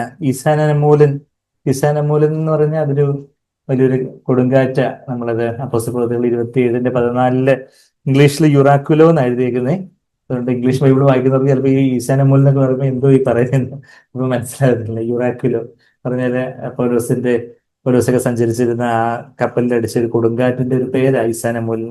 അപ്പൊ നമ്മുടെ ജീവിതത്തിലും തെക്കൻ കാറ്റും വടതിക്കാറ്റും ഒക്കെ, വടക്കൻ കാറ്റും തെക്കൻ കാറ്റും ഒക്കെ അടിക്കുമ്പോൾ, പല കൊടുങ്കാറ്റും കാര്യങ്ങളും ഒക്കെ അടിക്കുമ്പോൾ ഞാനായിടുമ്പോൾ ഞാനാകുന്ന ഇമ്പമായിട്ടുള്ള ശബ്ദം പിൻപിൽ കേട്ടിടും. നമ്മളുടെ ജീവിതത്തിലെ പല കാറ്റുകളും കൂടുകളും ഒക്കെ അഞ്ഞടിക്കുന്ന സമയത്തും നമ്മെ ചാരത്തണച്ച് നമ്മളെ ആശ്വസിപ്പിക്കുകയും ബലപ്പെടുത്തുകയും ചെയ്യുന്ന ഒരു കർത്താവിന്റെ ഇമ്പസ്വരോട് നമ്മൾ വായിക്കുന്നത്. ജീവകിരീടം തൻ കയ്യിലുള്ളോർ ജീവപുസ്തകം തുറന്നിടുമേ, ജീവിതശുദ്ധി പാലിച്ചവർ തൻ ചാരത്തണിഞ്ഞ് മോദിച്ചിടുമേ എന്നൊക്കെ നിത്യതയിലുള്ള ആനന്ദത്തെ കുറിച്ചൊക്കെ പിന്നെ താഴോട്ടൊക്കെ നമ്മൾ വായിക്കുന്നു. ഒരു കർത്താവിൻ്റെ കൃപയും വരങ്ങളും എല്ലാം നമുക്ക് വേണം. നമ്മുടെ ജീവിതം കർത്താവിനായിട്ട് കെട്ടിയടച്ചിരിക്കുന്ന ഒരു പൂന്തോട്ടമായിട്ട്, നമ്മുടെ ജീവിതം ഒരു പൂർണ്ണമായിട്ട് 100% കർത്താവിനായിട്ടായി തീരണം. അതിനായിട്ട് തടസ്സമായിട്ട് നിൽക്കുന്ന കാര്യങ്ങൾ നമ്മുടെ മനസാക്ഷിയിൽ കർത്താവ് കാണിച്ചു തരും. നമ്മുടെ ജീവിതത്തിൽ എന്തെങ്കിലും ചില വാക്കുകളോ ചില ശീലങ്ങളോ ചില മുൻഗണനകളോ ഒക്കെ ആയിരിക്കും. എല്ലാം നമ്മൾ ഇതിന് താഴ്ത്തി കർത്താവിനായിട്ട് ഏൽപ്പിച്ചു കൊടുത്ത് കർത്താവെ അവിടുത്തെ ശക്തിയാൽ എന്നെ നിറച്ച് നനവുള്ള ഒരു തോട്ടമാക്കി തീർക്കണം. ആ ഒരു ജീവജലത്തിന് നദികളൊന്നും നനയ്ക്കട്ടെ. ആ ഒരു മനസ്സിനെ പോലെ നിദ്രയും കുറച്ചുകൂടെ ഉറക്കവും അങ്ങനെയുള്ള ഒരു ആത്മീയമായിട്ടുള്ള ഒരു, ശരിയാണ്, നമുക്ക് തീർച്ചയായിട്ടും ഉറക്കവും കാര്യങ്ങളെല്ലാം വേണം. എന്നാൽ ആത്മീയമായിട്ടുള്ളൊരു ഉറക്കം വന്ന് ഈ തോട്ടത്തിന്റെ കൽമതികൾ എല്ലാം ഇടിഞ്ഞു പൊളിഞ്ഞ് കിടക്കുന്ന സ്ഥിതിയിലാണോ നമ്മുടെ ജീവിതത്തിൽ ചില കാര്യങ്ങളൊക്കെ യഥാസ്ഥാനപ്പെടാനുണ്ടെങ്കിൽ ചിലരോട് ക്ഷമ ചോദിക്കാനും ക്ഷമിക്കാനും ചില കാര്യങ്ങൾ തിരിച്ചു കൊടുക്കാനും, ഇതൊക്കെ നമ്മുടെ മനസാക്ഷിയെ മലീമസപ്പെടുത്തുന്ന ചില കാര്യങ്ങൾ, ചില മതിലുകളൊക്കെ അതിന്റെ ബൗണ്ടറീസ് ഒക്കെ പ്രോപ്പറായിട്ട് മെയിൻറ്റെയിൻ ചെയ്യാത്ത ചില കാര്യങ്ങളൊക്കെ ഉണ്ടെങ്കിൽ ഇവിടെയൊക്കെ ഒരു റെസ്റ്റോറേഷൻ ആവശ്യമുണ്ട്. അവിടെ ഒരു കർത്താവിൻ്റെ ഒരു റെനോവേഷൻ വർക്ക് ചെയ്യുവാൻ നമ്മൾ അനുവദിക്കണം. അവിടുന്ന് തോട്ടക്കാരനായിട്ട് ഈ തോട്ടത്തെ അവിടുന്ന് കാത്തുകൊള്ളും. പ്രിയനായിട്ട് വന്ന് ഈ തോട്ടത്തിലെ ഫലങ്ങളെ ആസ്വദിക്കാനായിട്ട് അവിടുന്ന് വരും. നമ്മുടെ ജീവിതത്തിലേക്ക് കർത്താവ് വരുമ്പോൾ അവിടത്തേക്ക് സുഗന്ധം വീശുന്നൊരു തോട്ടമായിട്ട് പിന്നെ മാറ്റണമേ എന്നുള്ള ഒരു പ്രാർത്ഥനയോടെ നമുക്ക് കർത്താവിനെ നോക്കി സന്തോഷത്തോടെ ആ ഒരു നന്ദിയോടെ സമർപ്പണത്തോടെ നമുക്ക് പറയാം.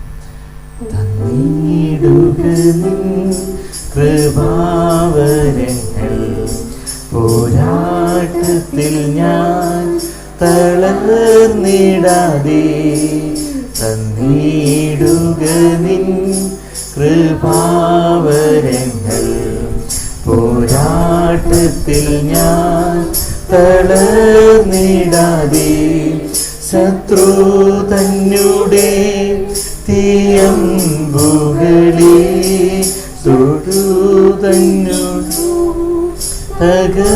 തകർത്തിടുവാൻ തൊടുത്തിടുന്നു. തകർത്തിടുവാൻ ഇടുക നിൻ കൃപാവരങ്ങൾ. പോരാട്ടത്തിൽ ഞാൻ തളർന്നിടാതെ ഭാരം പ്രയാസം ഏറും നേരത്തും ദുഃഖിതനായി ഞാൻ തീരും നേരത്തും മനം അറിയും അരുമനാഥൻ അരികിലുണ്ട്. തളരുകില്ല അരികിലുണ്ട്, തളരുകില്ല. തന്നിടുക നിൻ കൃപാവരങ്ങൾ.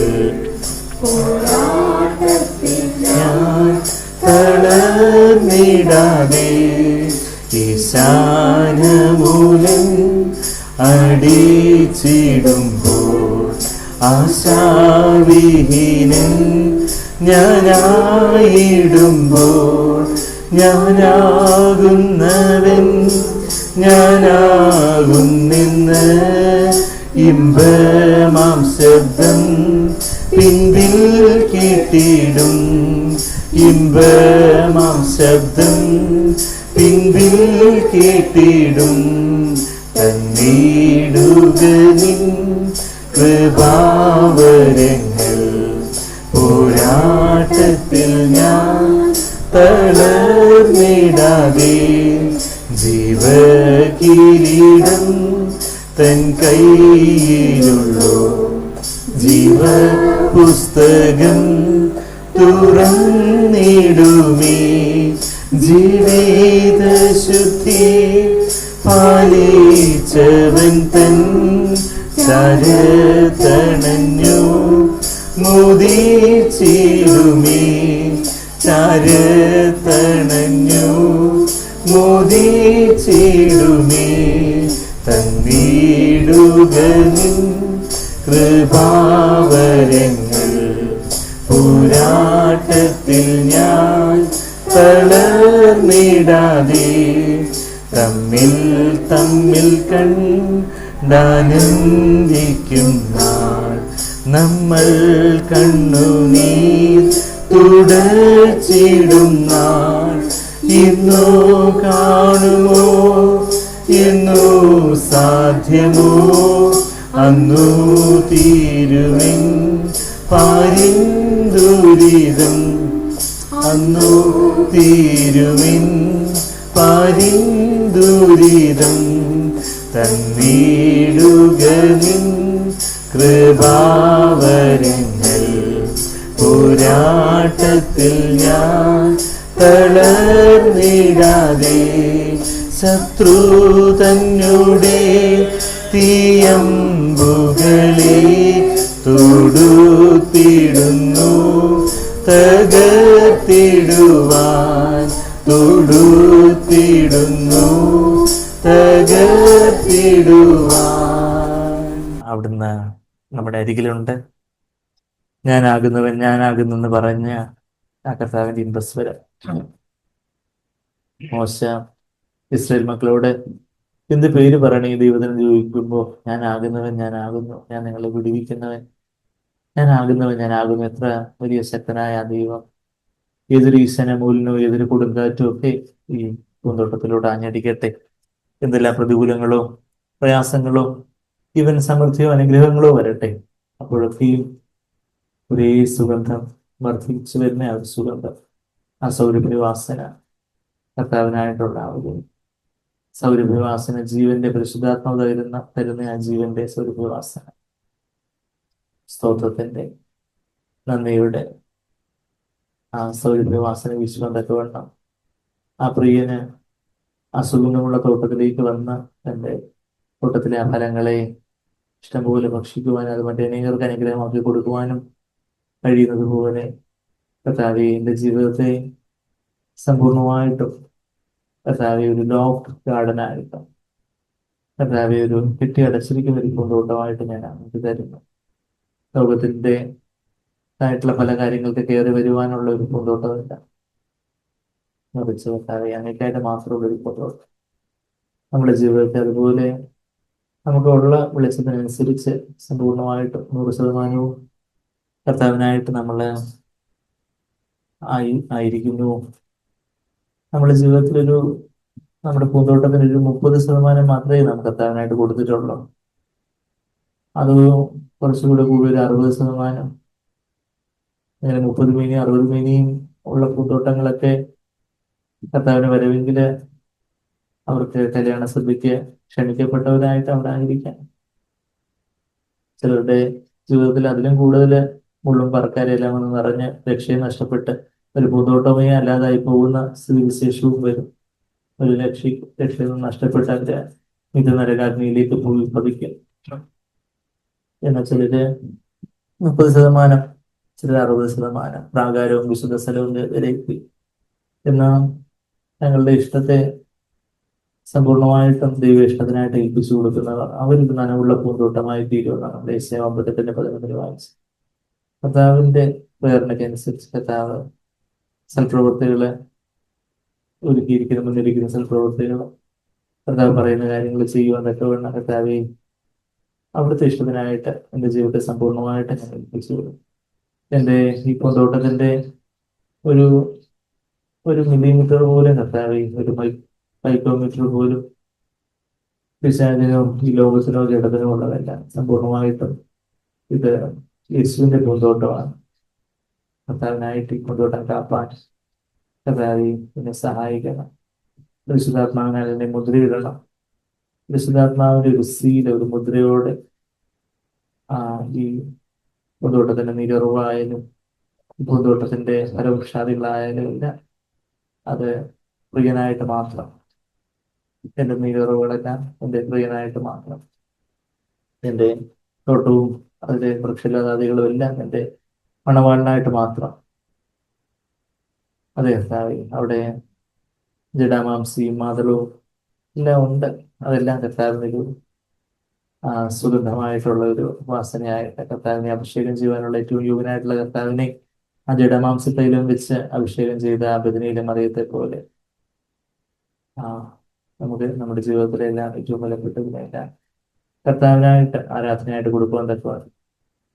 ഇതൊരു ആലങ്കാരിക പ്രയോഗങ്ങളായിട്ടല്ല നമ്മുടെ പ്രായോഗിക ജീവിതത്തിൽ ഓരോ ദിവസവും ഓരോ പ്രലോഭനങ്ങളുടെ പ്രതികൂലങ്ങളുടെ ഒക്കെ മധ്യത്തിൽ യേശുവെ അവിടുത്തെ ഇഷ്ടം ചെയ്യുവാനായിട്ട് എനിക്ക് ഏൽപ്പിക്കും.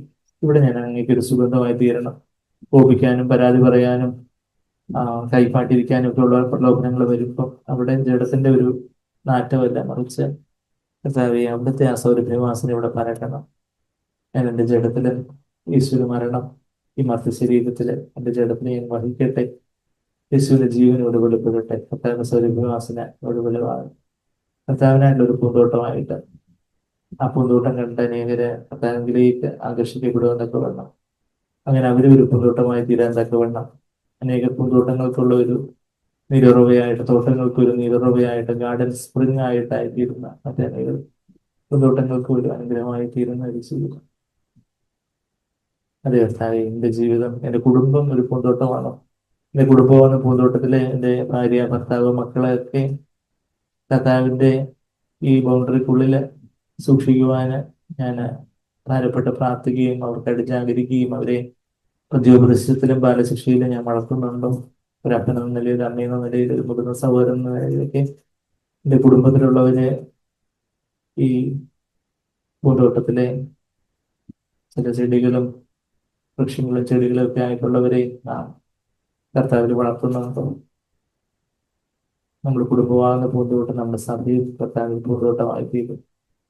അങ്ങനെ ഒരു കാന്തയായിട്ട് ആ പുത്തനരിശിലയമായിട്ട് അന്ന് ആ പൂന്തോട്ടം ഒന്ന് വെളിപ്പെടുമ്പോൾ ഒന്ന് കാന്തയായിട്ട് വെളിപ്പെടുവാൻ തക്കവണ്ണം നമുക്ക് ഏൽപ്പിച്ചു കൊടുക്കാം. സ്നേഹം പിതാവേ, ഞങ്ങളെ സഹായിക്കണമേ കർത്താവേ. അവിടുത്തെ വചനത്തിലെ ഈ ആഴങ്ങളൊക്കെ കർത്താവേ ഞങ്ങളുടെ പ്രായോഗിക ജീവിതത്തിലെ സത്യങ്ങളായിട്ട്, അനുഭവങ്ങളായിട്ട്, യാഥാർത്ഥ്യമായിട്ടായി തീരണം. ഇത് ചില വർണ്ണനാത്മകമായിട്ടുള്ള ചില പദപ്രയോഗങ്ങളായിട്ട് ഞങ്ങൾ വഞ്ചിക്കപ്പെട്ടു പോകരുത് കർത്താവേ. ഞങ്ങളുടെ അനുദിന ജീവിതത്തിൽ അവിടുത്തെ സൗരഭ്യവാസനയായിരിക്കാൻ, അവിടുത്തെ പൂന്തോട്ടമായിരിക്കാൻ, അവിടത്തേക്കായിട്ട് ഞങ്ങളുടെ ജീവിതത്തെ, ഞങ്ങളുടെ ശരീരം പരിശുദ്ധാത്മാവിന്റെ ആലയമായിട്ട് കാക്കുവാൻ കർത്താവേ ഞങ്ങളെ സഹായിച്ചു. നിങ്ങൾ ഓരോരുത്തരെ സഹായിക്കണം. ഞങ്ങളുടെ കുഞ്ഞുങ്ങളെയും ചെറുപ്പക്കാരെയും സഹായിക്കണം. നിങ്ങൾ ഓരോരുത്തരെ അനുഗ്രഹിക്കണം. നന്ദി കർത്താവേ. നന്ദി. ഞങ്ങൾ സഭയായിട്ട് കൂടി വരാൻ തുടങ്ങിയിട്ട് കർത്താവേ 7 വർഷം ആവാൻ പോകുന്നു. അടുത്ത ഞായറാഴ്ച എത്രത്തോളം കർത്താവെ അവിടുന്ന് നടത്തിയ വിധങ്ങളും എല്ലാം ഞങ്ങൾ നന്ദി പറയും. യേശുവേ, ഞങ്ങളെ സഭയായിട്ടും കുടുംബങ്ങളായിട്ടും ഒരു വ്യക്തികളായിട്ടും ഒക്കെ അവിടെ നടത്തിയ വിധങ്ങൾ നന്ദിയോടെ സ്തുതിക്കും. അവിടത്തേക്കായിട്ട് കർത്താവെ സമ്പൂർണമായിട്ടുള്ള ഒരു നൂറുമേനി ഫലം കായ്ക്കുന്ന ഒരു പൂന്തോട്ടമായിട്ട് ഞങ്ങളെ ആക്കി തീർക്കണമെന്ന് പ്രാർത്ഥിക്കുന്നു. നന്ദി കർത്താവേ. അവിടത്തേക്ക് ഏറ്റവും അത് പ്രസാദകരമായിട്ടായി തീരട്ടെ, ഏറ്റവും ആനന്ദകരമായിട്ടായി തീരട്ടെ ഞങ്ങളുടെ ജീവിതം, ഞങ്ങളുടെ സഭ. ഞങ്ങളെ സഹായിക്കണം. കുറവുകളെ അവിടുന്ന് തീർക്കണമെന്ന് പ്രാർത്ഥിക്കുന്നു. എല്ലാത്തിലും അവിടുന്ന് ആദ്യം മഹത്വപ്പെടുത്തിയായിട്ട് എല്ലാം യേശു കർത്താവിന്റെ വിലയേറിയ മാതിരിയുള്ള നാമത്തിൽ ആമേൻ. ആമേൻ.